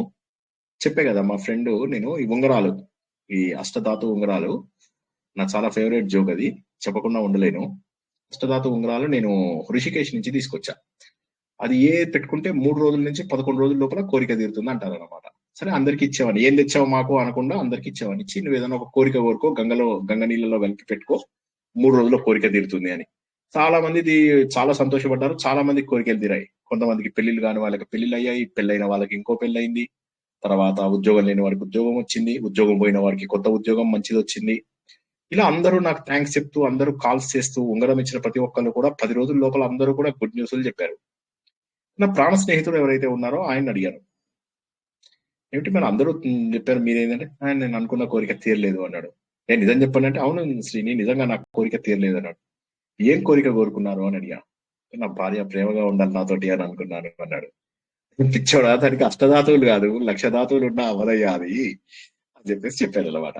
సో అది ఈ కథ. ఇప్పుడు మన కళలో ఉన్నప్పుడు కూడా ఎందుకు సార్ ఆడవాళ్ళ మీద అన్ని జోకులు వేస్తున్నారు? మీకు సింహంలా కనిపిస్తుందండి, శ్రీమతి సింహంలా కనిపిస్తుందా మీకు? కరెక్టే. సో ఇప్పుడు ఇదే విధంగా కళ లోపల కూడా ఏమవుతుంది, వాడు కొత్తగా పెళ్ళైంది, ఇన్నాళ్ళు బాధ పెడుతున్నటువంటి వైఫ్ లేదు, కొత్త వైఫ్, కొత్త లైఫ్ అంతా వచ్చింది. కానీ కళలోనే వాడు రియలైజ్ అవుతాడు ఇది కళ అని చెప్పి. ఎందుకంటే ఇంత బాగుండడం వైఫ్ ఇది నిజం కాకపోవచ్చు అని కళలోనే రియలైజ్ అవుతాడు వాడు. కళలోనే రియలైజ్ అయి బయటకు వచ్చేస్తాడు. ఇక మిగతా అన్ని విషయాలలో బయటికి రాడు. మిగతా అన్ని విషయాలలో కూడా ఇది చాలా అద్భుతంగా ఉంది, జీవితం చాలా ఆనందంగా ఉంది. కళలో మొత్తం మనం ఉన్నదంతా కళ, కానీ అందులోపల ఎంతో ఆనందంగా అనిపిస్తున్నాం మనం. ఏ కష్టమో కూడా మనకు తెలియడం లేదు, చాలా సంతోషంగా ఉన్నాం. కాబట్టి సంసారంలో కూడా మనకు ఉన్నటువంటి సుఖ దుఃఖాలు, బాధలు, ఇవన్నీ కూడా బంధుత్వాలు, ఇవన్నీ కూడా శాశ్వతం అనుకుంటున్నాం. మనం చేసేటటువంటి పిచ్చి పనులు ఇవన్నీ కూడా శాశ్వతం అనుకుంటున్నాం. ఒక్కొక్కసారి అనిపించదా కాలం చాలా ఫాస్ట్ గా వెళ్ళిపోయింది అని అనిపించదా? ఎందుకు కాలం ఇంత ఫాస్ట్ గా వెళ్ళిపోతుంది? ఎందుకు ఇలా ఆగిపోవడం లేదు కాలము? చూస్తూ ఉండగా చిన్న పిల్లాడి నుంచి పెద్దవాళ్ళం అయిపోయాము. ఇది శాశ్వతమా? రేపు నేను చనిపోయిన తర్వాత పిల్లలు ఎలా ఉంటారు? భార్య బిభ్యతి తస్మిన్ గేహే. నువ్వు చనిపోయిన తర్వాత ఆ గృహంలో భార్య కూడా నిన్ను చూసి భయపడుతుందయ్యా. నీ శరీరంలో అన్ని ఉన్నప్పుడే నిన్ను జనాలు పట్టించుకుంటారు. నువ్వు ఒక్కసారి మంచాన పడ్డి చేయించుకోవాల్సినటువంటి పరిస్థితి వచ్చిందంటే నేను ఎవ్వడూ పట్టించుకోడు, సొంత పిల్లలు కూడా పట్టించుకోరు. నీకు విలువ ఉండదయ్యా. నువ్వేమన్నా అక్కినేని నాగేశ్వరరావువా లేకపోతే వాజ్పేయివా నిన్ను అందరూ పట్టించుకోవడానికి? లేదు. కాబట్టి అందరూ నిన్ను అసహించుకుంటూ ఉంటారు. అప్పటి వరకు పగ ఉన్నటువంటి కోడలు అత్తగారు ముసల్గా అయిపోయి వీల్ చైర్ లో వచ్చిన తర్వాత కొట్టడం మొదలెడుతుంది అత్తగారిని. ఎందుకని? అప్పటి వరకు నన్ను కొట్టావు నువ్వు, నేను ఇంటికి వచ్చిన కొత్తలో కొత్త ఇంటికి వచ్చానని కూడా తెలియకుండా కొట్టావా అని చెప్పి కొట్టడం మొదలెడుతుంది. అత్యంత దారుణంగా క్రూరంగా హింసిస్తూ ఉంటుంది. సో కాబట్టి ఇవన్నీ కూడా చూస్తుంటే ఏమిటి జీవితం సత్యమా? అందుకోసం ఏంటంటే ఒక్కసారి జ్ఞానం వచ్చిన మరుక్షణం, ఆత్మజ్ఞానం వచ్చినటువంటి మరుక్షణము ఈ ప్రపంచం అంతా మాయా అన్నప్పుడు అర్థమవుతుంది. ఎందుకు? ఇన్నాళ్ళు నా వస్తువులు అనుకున్నాం, ఇక్కడే వదిలేసి వెళ్ళిపోవాలి. నా ల్యాప్టాప్ ఇక్కడే వదిలేసి వెళ్ళిపోవాలి. నా బట్టలు ఇక్కడే వదిలేసి వెళ్ళిపోవాలి. నా పేరు ఇక్కడే వదిలేసి వెళ్ళిపోవాలి. చాలా మంది కీర్తి కోసం ట్రై చేస్తూ ఉంటారు. అది కూడా ఏమి చాతగాని వాళ్ళు కూడా కీర్తి కోసం ట్రై చేస్తూ ఉంటారు. కనీసం ఏదో చాతనయ్యేవాడు ట్రై చేస్తాడంటే పోనీ అనుకోవచ్చు. ఏం చాతగాని వాళ్ళు కూడా అలా స్టేజ్ ఎక్కితే కీర్తి వచ్చేస్తుంది అనుకుంటారు. ఒక మెడల్ వేసుకోగానే కీర్తి వచ్చింది అనుకుంటారు. టాలెంట్ ఉండని వాళ్ళు కూడా కీర్తి వచ్చింది అనుకుంటారు. సర్టిఫికేట్ తీసుకోగానే నేను గొప్ప వాళ్ళని అయిపోయాను అనుకుంటారు. తప్పని కాదు నేను అనేది, అమాయకత్వం అంటున్నాను అంతే. ఎవరిని మనము హిందూ ధర్మంలో ఎవరిని ద్వేషించం. కానీ ఇక్కడ అర్థం చేసుకోవాల్సింది ఏంటంటే, కఠినంగా చెప్పడానికి కారణం ఏంటి అంటే అది సత్యం కాదు, అది అసత్యం. దానివల్ల ఏ విధమైనటువంటి ఇది ఉండదు. ఆత్మజ్ఞానం ఒక్కటి మాత్రమే శాశ్వతము. జరిగిపోతుంది, జీవితం అలా ముందుకెళ్ళిపోతూ ఉంటుంది. కాబట్టి మనకి ఏంటంటే ఎప్పుడైతే సరైనటువంటి ప్రబోధం జరుగుతుందో అంటే కళలోంచి మెలుకోవాలి. మనం కళలోంచి మెలుకోవడానికి మనము అభిషేకాలు ఎన్నిసార్లు చేయాలండి? హలో చెప్పండి, ఎవరైనా ఎన్ని అభిషేకాలు చేయక్కర్లేదండి, అసలు చేయక్కర్లేదు. బయట కాదు, కళలో ఎన్ని చేస్తే బాగుంటుంది అంటారు? కళలో ఎన్ని అభిషేకాలు చేస్తే నేను మెలకువలోకి వస్తాను? కళలు కరిగిపోతాయి. ఏముంది? కళ లోపల సుఖం ఉంటుంది, కళ లోపల దుఃఖం ఉంటుంది, కళ లోపల భయం ఉంటుంది, కళ లోపల ఆనందం ఉంటుంది. కానీ మేల్కొన్న తర్వాత అవేమీ ఉండవు. అంటే ఏం చేసాం మనం? జస్ట్ మేల్కున్నాం అంతే. కాదు, కళలోంచి లేచామంతే మనం. సో అదే విధంగా ఆత్మబోధకు కర్మలు కారణం కాదు, ఆత్మ జ్ఞానమునకు కర్మలు కారణం కాదు. ఆత్మ జ్ఞానానికి కేవలం వివేకము, నిద్ర లేవడమే కావాలి. మనమంతా నిద్ర లేవాలి. మనకేమనిపిస్తుంది? నాకు ప్రేమ కావాలి, ద్వేషం వద్దు. దీనివల్ల ఏమైపోతాయి? మనకు కర్మలు చేస్తూ ఉంటాం, బంధాల్లో ఇరుక్కుంటూ ఉంటాం. రండి అంటే ఇంటికి వస్తాయి, కంచాలు పెడతాం, అన్నాలు పెడతాం జనాలకి, రావయ్యా ఇది కాదు అది కాదు ఇవన్నీ మాట్లాడుతూ కళలో ఉన్నంత వరకు కూడా ఇంకేమీ లేదు. ఏవి కూడా మనకు పట్టవు. బయట ప్రపంచం అసలు మనకు తెలియదు. కానీ అది నిత్య సత్యం కాదయ్యా, అది నిత్య సత్యం కాదు. వ్యావహారిక సత్యం, వ్యవహారంలో నీకు సత్యం అనిపిస్తుంది అంతే. అది వ్యావహారిక సత్యం, శాశ్వతమైనటువంటి సత్యం కాదు అది. ఆ సత్యాన్ని తెలుసుకోవాలి. ప్రబోధం అంటే ఏంటి? అజ్ఞానం నుంచి మేల్కొనాలి. ఇప్పుడు మనం ఉన్నదంతా కూడా అజ్ఞానం అనేటటువంటిది. అజ్ఞానం ఉంది అని ఎలా చెప్పగలమండి? ఎవరైనా చెప్పగలరా? మనకు అజ్ఞానం ఉంది అని ఎలా చెప్పగలరు?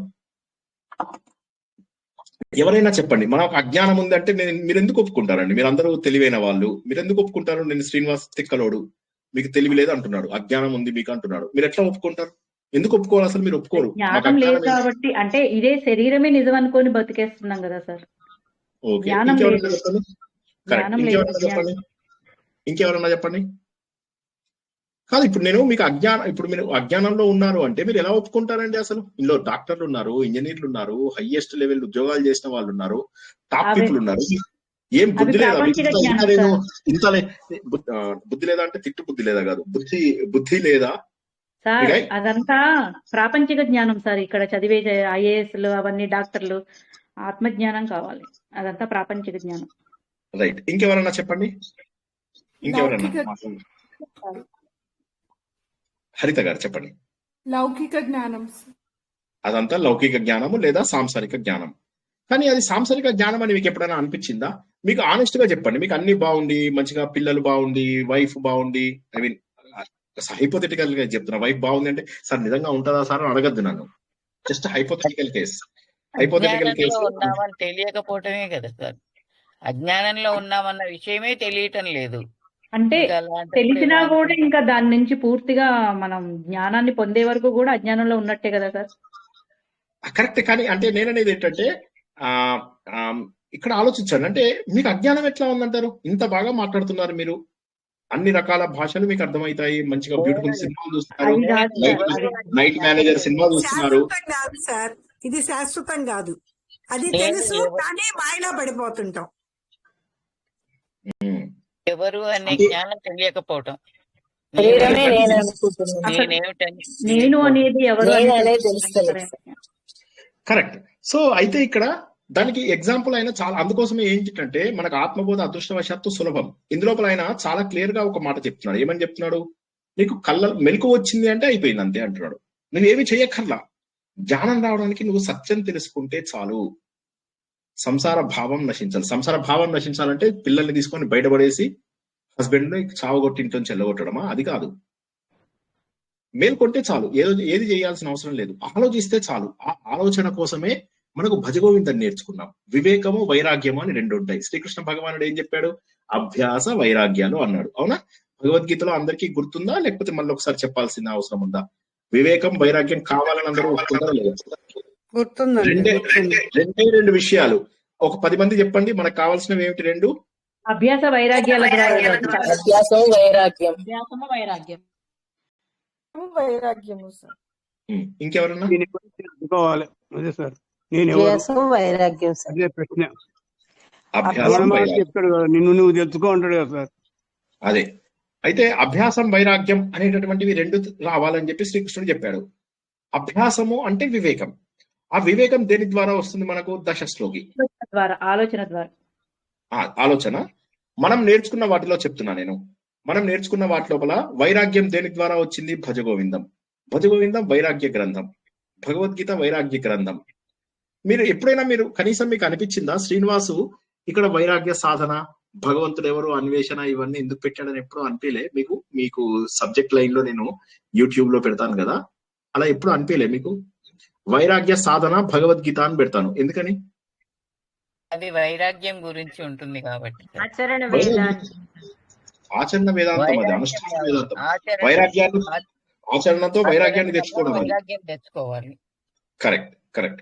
ఎలాగ మనకు శ్రీకృష్ణుడు భగవద్గీత అయిపోయిన తర్వాత అందరి పిల్లలు చనిపోతారు. అన్ని అవుతాయి. అన్ని అయిన తర్వాత ఎట్లా ఉంటుంది అసలు? అందరూ చనిపోతారు. నిజం చెప్పాలంటే వాళ్ళందరూ బతుకున్నప్పుడు కూడా ఎక్కువ ఇదవాడు, ఎక్కువ పొంగిపోడు, ఎక్కువ ఇదిగాడు. దుర్యోధనుని చంపడానికి వీళ్ళందరూ వెళ్తే ధర్మరాజు తక్కువ శక్తి ఉన్నవాడు కాదు. ధర్మరాజు శల్యుడిని చంపుతాడు. మరి శల్యుడు అంటే చాలా గొప్పవాడు. శల్యుడు, భీముడు, దుర్యోధనుడు ఈ లెవెల్ అన్నమాట. అర్జునుడు వాళ్ళతోనే సమానం. కానీ ఆయన చంపింది ఎవరు అంటే యుద్ధంలో స్థిరంగా ఉన్నటువంటి ధర్మరాజు. అది చంపడానికి కారణం ఏంటి అంటే మొదటి లోపల ఇదంతా అజ్ఞానము, ఇదంతా చంపడము, ఇది కాదు, ఏదో యుద్ధం చెయ్యాలి కాబట్టి చేస్తున్నాను, తమ్ముడు సాధిస్తానులే అని ఆలోచిస్తున్న ధర్మరాజు తన శక్తి వీళ్ళందరికంటే కూడా నేను ఎక్కువ గట్టిగా ఉన్నాను అని చెప్పి ప్రూవ్ చేసుకున్నటువంటిది. మనకి ఇంకా అక్కడ దాకా వెళ్ళలేదు మనము, నాకు తెలుసు కాబట్టి ముందు చెప్తున్నా మీకు. మనం ఇంకా అక్కడ దాకా వెళ్ళినప్పుడు శల్య పర్వం లోపల మనం తెలుసుకుంటాం. శల్యుణ్ణి ఘోరాతి ఘోరంగా చంపుతాడు ఆయన. ఎలా అంటే తన దగ్గర ఉన్న ఒక మంచి శక్తిని, మంచి మంత్రాలు ఉపయోగించి చేసి కొట్టేస్తాడు శల్యుడిని. శల్యుడు భీకర పోరాటం చేస్తూ ఉంటే శల్యుడు ఇదవుతాడు అనమాట, ఆర్మీ చీఫ్ అవుతాడు అప్పుడు కౌరవ సైన్యానికి. మేనమామ శల్యుడు వీళ్ళకి చాలా ఇష్టపడేవాడు. శల్యుడు వీళ్ళని ఎంత ప్రేమగా చూసుకుంటాడో అలాంటిది ఆ శల్యుడిని ధర్మరాజు చంపుతాడు. అంటే నేను ఇక్కడ చెప్పే ఉద్దేశం అలా ఏంటంటే మరి చంపడమే కాదు, అరే దుర్యోధనుడు ఎక్కడున్నాడు రా అంటాడు. అంతే, సరే వెళ్ళి వెతుకుతారు. అక్కడ నీళ్ళల్లో మడుగులో ఉంటారు. వాడిని అంటాడు బయటికి రా, కొట్టుకుందాం, కొట్టేసుకుందాం.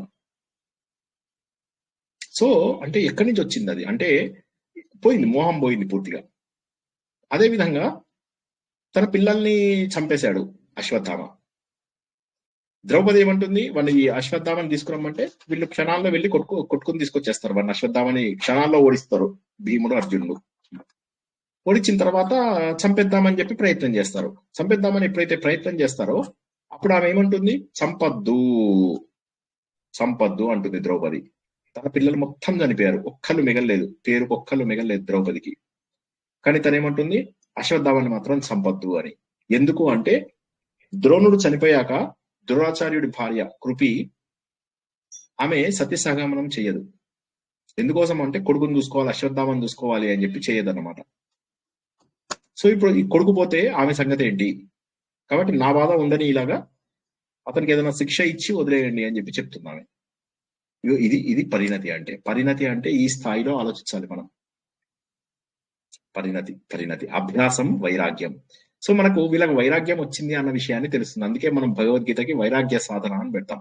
సో వైరాగ్యం కోసం అని చెప్పేసి భగవద్గీత, వివేకం కోసం అని చెప్పి మనం దశశ్లోకి అంటే ఉపదేశ సారం, నిర్వాణ దశకం. ఉపదేశ రెండు కూడా కలుపుకోవచ్చు. ఓకే, సో ఉపదేశ సారము, నిర్వాణ దశకము, భగవద్గీత ఇవన్నీ మనకు వైరాగ్యాన్ని కల్పిస్తాయి. మనకు ఇంకోటి ఏంది భజగోవిందం కూడా మనకు వైరాగ్యాన్ని తెస్తుంది. కానీ నిర్వాణ దశకం మనకి ఏం చేస్తుంది? వివేకాన్ని పెంచుతుంది, వివేకం ఆలోచించేలాగా చేస్తుంది. అవి మనం తెలుసుకున్నాం. వివేక వైరాగ్యాలు రావాలి, ఆత్మజ్ఞానం రావాలి అంటే మనం ఏమీ లేదు, సింపుల్ గా ఎలా ఉన్నది అలా చేస్తే సరిపోతుంది. మనం ఎలా ఉన్నామో అది తెలుసుకోవాలంతే. మనము అది ఎలా ఉన్నామో అలా తెలుసుకోవడమే. ఓకే, తర్వాత శ్లోకాన్ని కూడా క్లుప్తంగా తెలుసుకుని ఇవాళ ఆపుకుందాం. తావత్ సత్యం జగద్భాతి శుక్తికా రజతం యథా యావత్ న జ్ఞాయతే బ్రహ్మ సర్వ అధిష్టానం అద్వయం. సో ఇప్పుడు మళ్ళీ ఎగ్జాంపుల్, ఈయనది ఎగ్జాంపుల్స్ చాలా బాగుంటాయి. తావత్ సత్యం అంటే అప్పటిదాకా నిజమైనదిగా జగత్ భాతి, ఈ ప్రపంచం జగత్ భాతి కనిపిస్తుంది, జగత్ ని మనం భావిస్తాం. ఎప్పటిదాకా? శుక్తిక రజతం యథా. శుక్తిక అంటే ఈ ముత్యపు చిప్పని, రజతం యథా, రజతం అంటే వెండిలాగా నువ్వు భావిస్తావు. రజతంలో నువ్వు ముత్యపు చిప్పలో వెండి ఉందనుకున్నావు, దూరం నుంచి చూసావు, సూర్యుడు దాని మీద ఎండ వేశాడు, వేయగానే అది వెండి అని పరిగెత్తుకుంటూ వెళ్ళావు. తీరా చూస్తే అది ముత్యపు చిప్ప. ముత్యపు చిప్ప అంటే భ్రాంతి సార్. భాతి అంటే అనిపిస్తుంది, భావిస్తాము. భ్రాంతి కాదు, భాతి అంటే మీరు చెప్తున్న భాతి కాదు. భాతి అంటే ప్రకాశించడం కాదు. ఇక్కడ మనకు భాతి అంటే అనిపిస్తుంది, కనిపిస్తుంది. ఓకే, ప్రకాశిస్తుంది అంటే తప్పు లేదు, కానీ మళ్ళీ ఇక్కడ మనం కన్ఫ్యూజ్ అవుతాం. ఓకే, నెక్స్ట్ తర్వాత వచ్చేది ఏంటి? తర్వాత లైన్ ఏంటి? యావత్ న జ్ఞాయతే, ఎప్పటి వరకు అయితే తెలియదో, యావత్ జ్ఞాయతే బ్రహ్మ అంటే పరబ్రహ్మ, సర్వ అధిష్టానం అద్వయం, అన్నింటికీ ఆధారమైనటువంటి బ్రహ్మ అంటే ముత్యపు చిప్పని చూసి మనం ఏ విధంగానైతే వెండి అనుకుంటున్నామో అదే విధంగా ఈ అన్నింటికీ ఆధారము బ్రహ్మ అని గుర్తించినంత వరకు మాత్రమే ఈ ప్రపంచమంతా కూడా భాతి, ప్రపంచమంతా కూడా సత్యమని నువ్వు భావిస్తావు. ఈ ప్రపంచమంతా కూడా సత్యమని భావించడానికి కారణం ఏంటంటే, నువ్వు అది చూస్తుంటావు అంటే దానికి కారణం ఏంటంటే, నువ్వు ఎలా అయితే ఆల్చిప్ప లోపల నువ్వు చూసేది వెండి అనుకుంటున్నావు, దగ్గరికి వెళ్ళి చూసి అది కనుక్కుంటే కాదు అరే కాదు, ఇలా నేను ముత్యపు చిప్పని చూసి నేను వెండి అనుకున్నానయ్యా, కానీ యాక్చువల్ గా నాకు తత్వం తెలియదు. తత్వం తెలిసిన తర్వాత నాకు అర్థమైంది ఏంటంటే ఈ ప్రపంచం అంతా కూడా భగవంతుడే, ఈ ప్రపంచం అంతా కూడా రెండవది లేదు, ఈ ప్రపంచమంతకి ఆధారమైనటువంటి భగవంతుడు ఉన్నాడు, ఆ భగవంతుడికి నేను అద్వయము, రెండవది లేదు, నాకు ఆ దేవుడికి భేదము లేదు అని చెప్పి తెలుసుకునే వరకు మాత్రమే ఈ ప్రపంచమంతా కూడా నాకు కనిపిస్తుంది. జగత్ భాతి ఎంతవరకు పరబ్రహ్మ ఉన్నాడు ఈ ప్రపంచానంతా కూడా ఆధారము అని చెప్పి మనం ఏ క్షణంలో అయితే గుర్తిస్తామో అప్పటి వరకు కూడా ఈ ప్రపంచం సత్యము అనుకుంటాం. ఆల్చిప్పని ఎలా అయితే దగ్గరికి వెళ్ళి చూసి అరే ఇది వెండి కాదు ఇది ఆల్చిప్ప అని చెప్పి గుర్తిస్తాము. సో భగవంతుడు ఒకసారి దీనికి గుర్తించాము అంటే అప్పటి వరకు మనం ఏదైతే తప్పుగా ఆలోచించామో ఆ ఆలోచన నుంచి బయటకు వచ్చేస్తాము. ఒక్కసారి ఇంత పద ఛేదం అర్థం కాని వాళ్ళు అడగండి.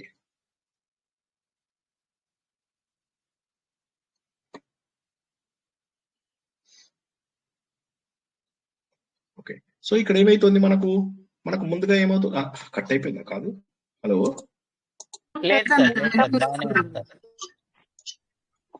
సో ఇప్పుడు ఏమైపోయింది, సముద్రం ఒడ్డు దగ్గర సముద్రం ఒడ్డు దగ్గర ఒక ముత్యపు చిప్ప ఉంది. ఆ ముత్యపు చిప్ప పైన ఎండబడింది. ఎండబడగానే మనం ఏమనుకున్నాం, దూరం నుంచి అరే రే వెళ్ళిపోదామని పరిగెత్తుకుంటూ దగ్గరికి వెళ్తాడు. వెళ్ళగానే ఏమైంది, ఆ వెండి ఎలా అయితే కనిపిస్తోందో దానికి ఆధారం అసత్యమైనటువంటి ఆ ముత్యపు చిప్ప. ఆ ముత్యపు చిప్ప ఆధారం. మనం ఇంతకుముందు అనుకున్నాం సత్యముకి ఆధారము అసత్యము, అసత్యానికి ఆధారం కూడా సత్యమే. Yes or no? అసత్యానికి ఆధారం సత్యమా కాదా? నేను లేకపోతే నా ప్రతిబింబం లేదు. నేను లేకపోతే నా ప్రతిబింబం లేదు. అంటే అసత్యమునకు కూడా ఆధారము సత్యమే. ఇప్పుడు మనం అది వెండి అనుకోవడానికి కారణం ఏంటంటే, వెండి అనేది అసత్యము. దానికి కారణం ఏంటంటే అక్కడ సత్యమైనటువంటి చిప్ప, దాని మీద సూర్యుడి యొక్క వెలుతురు పడడం వల్ల నేనేమనుకున్నాను, సత్యం వల్లనే నేను అసత్యంలో కూడా వెళ్తున్నాను. నాకు తెలిసి సార్ అక్కడ తాడే లేకపోతే పామని భయపడం కదా సార్. వేణుగోపాల్ గారు, తాడే లేకపోతే పామని భ్రాంతి చెందాం కదా. వేణుగోపాల్ గారు చెప్పండి, మీ డౌట్ ఏంటి? అసత్యం అనేది ఉంటేనే సత్యం అని తెలిసేది నా అభిప్రాయం సార్. అదే అసత్యమో సత్యమో ఒకటి ఉంటేనే ఇంకోటి వస్తుంది మనకు, గ్యారంటీగా ఒకటి ఉంటేనే ఇంకోటి వస్తుంది. కాబట్టి ఇప్పుడు దగ్గరికి వెళ్ళినప్పుడు ఏమైపోయింది, అరే ఇదేంది ముత్యపు చిప్ప కదా అని చెప్పి తెలుస్తుంది. తెలిసినప్పుడు ఏమవుతుంది, వెండి అనేటటువంటి భ్రమ పోతుంది. అదే విధంగా ఈ ప్రపంచమంతా కూడా భగవంతుడే అని చెప్పి తెలిసినప్పుడు ఈ జగత్తు అనవసరము అని చెప్పి అర్థమవుతుంది. ఈ ప్రపంచంలో కనిపించినవన్నీ కూడా పరబ్రహ్మ స్వరూపమే అని తెలిసిన మరుక్షణము ఇప్పటి వరకు నేను ఏదైతే శాశ్వతం అని చెప్పేసి అనుకుంటున్నానో, ఇప్పటి వరకు నేను ఏదైతే బంధుత్వాలు, ఇప్పటి వరకు నేను ఏదైతే అవి అన్ని అనుకున్నానో, ఇవన్నీ కాదు. ఈ సుఖాలు, ఈ సంతోషాలు, ఇవన్నీ కూడా అసత్యం. ఒక్కసారి ఆలోచించండి, ఎవరికైనా ఇందులో సుఖం శాశ్వతంగా ఉన్న వాళ్ళు ఎంతమంది అండి? పుట్టినప్పటి నుంచి ఇప్పటి వరకు మస్తు ఎవరు లేరు. ఉండము. వస్తువులు చిన్నప్పటి నుంచి ఇప్పటి వరకు అదే వస్తువు వాడుతున్న వాళ్ళు ఎంతమంది ఉన్నారండి? అదే చొక్కా, అదే బ్రష్ నోట్ లోపల. సార్ ఒక్క మాట చెప్తాం సార్, బ్రష్ మాత్రం మేము వాడము. ఇప్పుడు ఒకసారి నెలకొకసారి బ్రష్ చేసుకుంటాం, అది ఇట్లా ఇట్లా అంటాం అంతేగాని మీరు అట్లా బ్రష్ అంటే చిన్నప్పటి నుంచి ఇది వేలే వాడుతున్నా సార్, సో బ్రష్ చిన్నప్పటికి ఇప్పటికి అదే ఉంది అని అట్లా అనకండి. సో ఇక్కడ ఏమైతుందంటే, ఇక్కడ ఉన్నటువంటి వస్తువులు శాశ్వతం కాదు, ఇక్కడ ఉన్నటువంటి మనుషులు శాశ్వతం కాదు, ఇక్కడ ఉన్నటువంటి బంధాలు శాశ్వతం కాదు, ఇక్కడ ఉన్నటువంటిది ఏది కూడా శాశ్వతం కాదు. కానీ ఈ అశాశ్వతమైనటువంటి వాటన్నిటికీ ఆధారమైనటువంటిది పరబ్రహ్మ. ఈ పాయింట్ అర్థమైందా లేదా? అధిష్టానం అంటే ఆధారభూతుడైనటువంటి. మళ్ళీ ఒకసారి చెప్తాం, అసత్యానికి కూడా కారణము ఒక సత్యం ఉండడమే. వెండి అనేది అసత్యం. ఇది తెలుసుకోవడానికి ఎందువల్ల మనకు తెలిసింది, ఇక్కడ ముత్యపు చిప్ప అనే సత్యం ఉండడం వల్ల వెండి అనే అసత్యం కనిపించింది. అదే విధంగా ఇక్కడ మనుషులు కనిపిస్తున్నారు, బంధువులు కనిపిస్తున్నారు, వీళ్ళందరూ కనిపిస్తున్నారు, ఇది వెండిలాగా. ఇక్కడ వీటన్నిటికీ ఆధారంగా పరబ్రహ్మ ఉన్నాడు, ఆయనలో రిఫ్లెక్షన్ లాగా వీళ్ళందరూ మనకు కనిపిస్తున్నారు, కానీ వీళ్ళందరూ పర్మనెంట్ కాదు. మళ్ళీ ఒకసారి చెప్తా, మీకు అర్థమైందా లేదా చెప్పండి. ఏం సిగ్గుపడాలి, అర్థమైంది.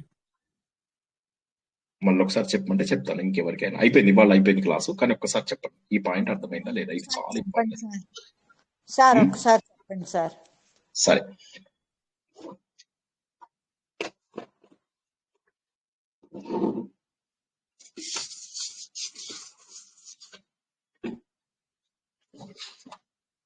ఇది ముత్యపు చిప్ప. ఓకే, ఇది ముత్యపు చిప్ప. ఇది నాకు దూరంగా వెండి అని అనిపించింది. నేను వెండి అనుకున్నాను, ఇది వెండి అనుకుని దగ్గరికి వెళ్ళి చూశాను. దగ్గరికి వెళ్ళి చూస్తే ఏంది, ముత్యపు చిప్ప. ఇందులో సత్యం ఏది? ఎవరన్నా చెప్పండి. స్వర్ణ మేడం, స్వర్ణ గారు, ఇందులో సత్యం ఏది? ముత్యపు చిప్ప సత్యం సార్. దాన్ని ఎస్ అన్న ట్రూ అని రాస్తాను, సరేనా? వెండిని ఫాల్స్ అని రాస్తాను, సరేనమ్మా? అర్థమైందా? అర్థమైంది సార్. నెక్స్ట్, నేను ఇప్పుడు ఇక్కడ ఉన్నాను. ఇక్కడ బంధుత్వాలు శాశ్వతం, మిత్రులు శాశ్వతం. వెండి బదులుగా నేనేం చేస్తున్నానంటే బంధాలు అని చెప్పి రాస్తాను. వెండి బదులుగా బంధాలు అని చెప్పి రాశాను. ఓకేనా? బంధాలన్నీ కూడా కరెక్ట్ అనుకున్నాను. కానీ కొద్దిగా గనక ట్రావెల్ చేసి చూస్తే ఇక్కడ ముత్యపు చిప్ప అనేటటువంటి భగవంతుడు ఉన్నాడు. ఇక్కడ ఈ భగవంతుడు ఉండబట్టే ఈ బంధాలు కనిపిస్తున్నాయి నీకు. భగవంతుడు లేకపోతే ఈ బంధాలు లేవు. కాబట్టి బంధాలు కూడా భగవంతుడు ఆధారంగానే కనిపిస్తున్నాయి. వెండి ఏ విధంగానైతే అసత్యమో బంధాలు కూడా అసత్యము. ముత్యపు చిప్ప ఏ విధంగానైతే సత్యమో భగవంతుడు కూడా అదే విధంగా సత్యము. భగవంతుడు సత్యం. ఓకే, అర్థమైంది సార్. ముత్యపు చిప్ప సత్యమా అసత్యమా? సత్యం సత్యం సత్యం అండి, సత్యం. సత్యం. ముత్యపు చిప్ప సత్యం సార్. భగవంతుడు సత్యం సార్. వెండి అసత్యము. భగవంతుడు సత్యం. బంధాలు అసత్యం. అసత్యం. స్వర్ణ గారు మీరు మాట్లాడండి ప్లీజ్. మిగతా వాళ్ళందరూ మ్యూట్ లో ఉండండి. స్వర్ణ గారు. అసత్యము సార్. ఏది అసత్యం? బంధాలు. ఇంకా దాన్ని దేంతో పోల్చారు? బంధాలని దేంతో పోల్చాడు ఈయన ఇక్కడ ఉదాహరణలో? వెండితో పోల్చారు సార్. వెండి సత్యమా బంధాలు సత్యమా? రెండు అసత్యమే సార్. భగవంతుడు సత్యమా ముత్యపు చిప్ప సత్యమా? భగవంతుడు ముత్యపు చిప్ప సత్యం సార్. అది. సో ఇక్కడ భగవంతుడు మన బంధాలకు, మన ప్రపంచానికి, మన జగత్తుకు ఆధారము అయినట్టే వెండికి కూడా ఆధారము ఆల్చిప్ప అని ఎగ్జాంపుల్ చెప్తున్నాడు ఆయన. సరేనా? సరే, అర్థమైంది sir. Thank you sir. This is a wonderful knowledge. ఇది చాలా గొప్ప నాలెడ్జ్. నేను మళ్ళా చెప్తున్నా, ఆత్మబోధ ఈజ్ సింప్లెస్ట్. ఆత్మబోధ చాలా సింపుల్. అందరూ అది తెచ్చుకున్నారా? దాన్ని ఏమంటారు? నేను అది తెచ్చాం సార్. PDF తెచ్చాం సార్. ఆ PDF ఒకసారి చదువుతారా? ఈ నేను ఇంకొక శ్లోకం చెప్తాను. ఈ 2 శ్లోకాలు చదవండి. 6-7 అనుబంధాలు, విరక్తి మొదలైన వాటితో నిండిన ఈ ప్రపంచం ఒక కళ లాంటిది. అది కొనసాగుతున్నంత కాలం అది వాస్తవమైనదిగా కనిపిస్తుంది. కానీ మేల్కొని ఉన్నప్పుడు, అంటే నిజమైన జ్ఞానం ఉదయించినప్పుడు, అది అవాస్తవంగా కనిపిస్తుంది. Very good. నెక్స్ట్. ఈ సమస్త సృష్టికి ఆధారమైన బ్రహ్మను సాకారం చేసుకోనంత వరకు జగత్ సత్యంగా కనిపిస్తుంది. అది ముత్యంలోని వెండి భ్రాంతి లాంటిది. కరెక్ట్. అర్థం కాని వాళ్ళు అడగండి, ఇక్కడికి ఎండ్ చేసుకుందాం. ఇంకొక శ్లోకం చెప్తాం. అది లేదమ్మా, అది అయిపోయింది, చాలు. చదువుతున్నారా? చెప్పండి. 8వ నేను చెప్పలేదు, ఇంకా 8వ చెప్పలేదు. 8వ చెప్దామని చెప్పలేదు, టైం సరిపోలేదు. నీటిలోని బుడగ వలె లోకాలు ఉద్భవిస్తాయి, ఉంటాయి, మరియు అన్నింటికీ ఆధారమైన భౌతిక కారణం అయిన పరమాత్మలోనే కరిగిపోతాయి. అది ఇంకా మనం చదువుకోలేదు 8వది. సో అందరికి 6-7 అర్థమైందా? హలో, అర్థం కాని మళ్ళీ ఎవరన్నా ఉంటే ప్రశ్న అడగండి.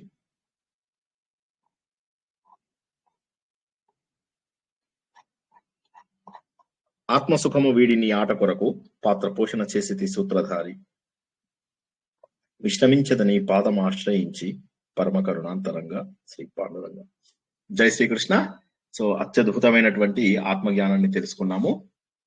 రేపు మళ్ళీ మనకు అత్యంత తత్వజ్ఞానమై మనకు మన నిజమైనటువంటి భగవంతుడు అయినటువంటి ఆదిత్యుడు, ఆయన ఎలాంటి వాడు, ఆయన యొక్క జర్నీ ఏంటి, అవన్నీ రేపు మనము ఆదిత్య హృదయం రాత్రి 9 గంటలకు తెలుసుకుందాం. మధ్యాహ్నంలో ఉన్న వాళ్ళు ఎవరు లేరు అనుకుంటాను.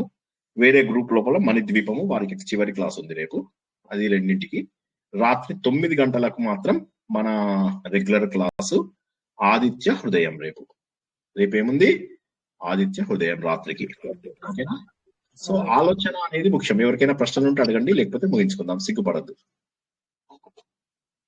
అయిపోయింది, వాటి ప్రవచనం అయిపోయింది. ఎవరికైనా ప్రశ్నలు ఉంటే అడగండి. కాబట్టి అనవసరమైన పనులు చేసుకుంటూ అనవసరమైన లేదు. రాత్రి 9 గంటలకే. వేరే టీంకి, అది మన టీంకి కాదు. మనకు 9 గంటలకే, మనకు 9 గంటలకే ఉంది. కొద్దిగా గుర్తుంచుకోండి. పట్టాల మీదకి వస్తూ మళ్ళీ వెనక్కి ట్రావెల్ చేయొద్దు. అడ్డగోలు పనులు, ఇవి చెయ్యకండి. ఎవడో పుణ్యం వస్తుందని చెప్తాడు, ఎవడెవడో ఏదేదో చెప్తూ ఉంటాడు. ఇంటర్నెట్ లో వాళ్ళకి డబ్బులు వస్తాయి, వాళ్ళు డబ్బులు చేసుకుంటారు. వాటన్నిటినీ మీరు నమ్మేసి మూఢనమ్మకాలతో వెళ్ళినంత రోజులు ఇక్కడికి రారు. నేను మ్యాట్రిక్స్ సినిమాలో చెప్పే కదా, కొంతమందికి మెలకు రావడం ఇష్టం ఉండదు. వాళ్ళు ఏమంటారంటే మమ్మల్ని ఇందులోనే మంచి ప్రోగ్రామ్ లో పెట్టు, మాకు మంచిగా ఒక గర్ల్ ఫ్రెండ్ ఉండాలి, ఆమెతోటి పెళ్లి కావాలి, నా లైఫ్ అంతా బాగుండాలి, ఒక మంచి జాబ్ ఇవన్నీ వచ్చేలాగా ప్రోగ్రామ్ చెయ్యు అంటే ఓకే అని చెప్పి వాడికి ఇచ్చేస్తారు ప్రోగ్రామ్. కానీ వాడు లేచి అయ్యో బయట ప్రపంచంలో ఏం జరిగిందని తెలుసుకుందామని ఇష్టపడాడు వాడు. అక్కడే మన వీళ్ళు వచ్చేసి బయటకు ఆల్రెడీ వచ్చిన వాళ్ళు ఇతన్ని లేపుతారు, కియానో రీవ్స్ ని లేపుతారు. లేపితే అప్పుడు అతను బయటకు వచ్చి చాలా సేపు అవుతుంది అతనికి అర్థం కావడానికి ఇదంతా కూడా అసత్యమా, ఇన్ని రోజుల పాటు నా చదువు, నా ఉద్యోగము, నా ఫ్యామిలీ, నా లైఫ్, నా మిత్రులు అన్న సత్యం అంటారు. ఇవాళ నిద్ర బాగా కష్టమైంది, నిద్ర లేస్తే అంటే నువ్వు ఫస్ట్ టైం నిద్ర లేచావు, ఇప్పటి వరకు నువ్వు పడుకోనే ఉన్నావు, ఆ స్వప్నం నీకు ఎండ్ కాలేదు, ఆ స్వప్నంలోనే ఉన్నంత వరకు ఆ స్వప్నమే నిజం అనిపిస్తుంది. ఇప్పుడు నువ్వు మొట్టమొదటిసారి కళ్ళు తెరిచావు, నీకు మెయిన్ ఫ్రేమ్ తో ఉన్న కనెక్షన్స్ అన్ని పీకేశాము, ఇప్పుడు నీలాగా మిగతా వాళ్ళందరినీ కూడా నిద్ర లేపాలి, అంతకంటే గొప్ప పని లేదు. ఆత్మబోధ కంటే కూడా గొప్ప పని లేదు. కొంతమంది ఆత్మజ్ఞానం వచ్చిన తర్వాత అటువైపు వెళ్ళిపోతారు, ఆ జ్ఞానాన్ని అనుభవిస్తూ. వివేకానందుడు, రామకృష్ణ పరమహంస యోగానంద మహాత్ములు ఎంతో మంది వెనక్కి తిరిగి జనాల కోసం వచ్చారు. సో గుర్తుంచుకోండి, ఏంటంటే ఇది అమోఘమైనటువంటి జ్ఞానము, ఆత్మబోధ. అది తెలిసిన తర్వాత అడ్డమైనవి తెలుసుకొని ఏమైంది, రాముడికి ఎంతమంది ఇది అన్నదమ్ములు, వీడికి ఎంతమంది చెల్లెళ్ళు, వాడికి ఎంతమంది భార్యలు, వీటిపైన మనం ఫోకస్ పెడుతూ అసలు జ్ఞానాన్ని మనం మర్చిపోతున్నాం. రామాయణంలో అత్యద్భుతమైనటువంటి అద్వైత జ్ఞానం ఉంది, కానీ దాన్ని కూడా తెలుసుకోం మనం. సార్ వాళ్ళని చెట్టు నుంచి చంపడం తప్పు కాదా, చంపుకుని చంపడం తప్పు కాదా, ఈ అనవసరమైన ఆలోచనలోకి వెళ్తూ మనం ఆత్మజ్ఞానాన్ని అర్థం చేసుకుంటున్నాం. ఇలాగ అయిపోతుంది జీవితం గడవడానికి ఏం చేయాలండి? ఏం చేయక్కర్లే, యాక్చువల్ గా తెల్లారితే ఇంకో రోజు వెళ్ళిపోయింది మన జీవితం నుంచి. గుర్తుంచుకోండి, ఆల్రెడీ మన టీంలో కొంతమంది ఈ లోకాన్ని కూడా వదిలేసి వెళ్ళిపోయిన వాళ్ళు ఉన్నారు. ఇంకా కూడా నేను వేలాది సంవత్సరాలు బతుకుతానని ఎందుకు అనుకుంటున్నారు? అజ్ఞానం అంటే ఏంటి? నా చుట్టుపక్కల ఉన్న వాళ్ళు అందరూ వెళ్ళిపోతున్నారు కానీ నేను మాత్రం బతుకుతాను. ఒక ఆయన ఇట్లాగే ఎవరో మా రిలేటివ్ ఒకడు చనిపోతే చనిపోయారా అన్నవాడు, 10 రోజుల్లో ఈయన పోయాడు. కెనాట్ సే లైక్ అది మరణం అనేది ఎప్పుడు వస్తుంది అనేది చెప్పలేము. చిన్న పిల్లలు చనిపోతున్నారు. ఆయన ఏమన్నాడు, ఒక పూటలోనే రాలు పువ్వులెన్నో. ఎక్కడి నుంచి వచ్చిందో ఈ జన్మ, ఎన్ని కష్టాలు పడితే ఇప్పుడు ఇవాళ మీరున్న స్టేజ్కి వచ్చారో ఆలోచించండి ఒకసారి. ఆలోచించడమే ఇదంతా, నేను చెప్తున్న డైరెక్షన్ లో ఆలోచించండి అంతే. మీకు ఎందుకు ఆత్మజ్ఞానం రాదో నేను చెవి కోసుకుంటా సార్, మీకు చెవి తగ్గుతుంది కానీ మాకు రాదు సారా అట్లా అనకండి, మీకు గ్యారంటీగా వస్తుంది. ఆలోచించండి ఒకసారి, నేను చెప్పిన డైరెక్షన్ లో వెళ్ళండి. ఒకసారి చూడండి, ఇక్కడ ఉన్నదంతా అసత్యం, ప్రపంచం అంతా అసత్యం అని ఎంత బాగా తెలుస్తుందో చూడండి. అసత్యం, ప్రపంచం అంతా అసత్యం. ఇలా పడుకొని ఉంటాం అంతే, శరీరాన్ని వదిలేసి, వస్తువులన్నీ ఇక్కడే వదిలేసి వెళ్ళిపోతాం, బంధువులను ఇక్కడే వదిలేసి వెళ్ళిపోతాం, స్నేహితులను ఇక్కడే వదిలేసి వెళ్ళిపోతాం. ఆలోచన మనిషిగా పుట్టినందుకు బుర్రను ఉపయోగించాలి. అందరూ కూడా ఆలోచన ద్వారా మాత్రమే పరబ్రహ్మ స్వరూపాన్ని అర్థం చేసుకుంటారని, ఆలోచించిన లేని వాళ్ళు జీవితాన్ని పూర్తి స్థాయిగా వృధా చేసుకుంటున్నారని, ఆలోచనలోనే మనము పరిణతి చెందుతామని, ఆలోచిస్తూ ఉన్నప్పుడు ఆ పరబ్రహ్మని గుర్తించి అక్కడ వచ్చేటటువంటి నిజమైనటువంటి ఆనందాన్ని మనము పొందుతామని, ఈ ఆనందము మనకు దొరికే కొన్ని క్షణిక సుఖాల కంటే ఎన్నో రెట్లు ఎక్కువ ఉంటుందని, నిద్రా మైథునంలో వచ్చేటటువంటి ఆనందాల కంటే కోట్ల రెట్లు, వందల వేల లక్షల కోట్ల రెట్లు ఉంటుందని, ఆ ఆనందమైనటువంటి స్థితిలో నిరంతరంగా ఉండాలి అంటే ఆత్మజ్ఞానం తప్పనిసరి అని అందరూ అర్థం చేసుకుంటారని ఆశిస్తూ ఈ రోజు ప్రవచనాన్ని ఇక్కడికి ముగించుకుంటున్నాం. పునర్దర్శనం రేపు రాత్రి 9 గంటలకు. అప్పటి వరకు అందరికీ శుభం భూయాత్. జై శ్రీకృష్ణ. జై శుభ కృష్ణ సార్. జై శ్రీకృష్ణ సార్.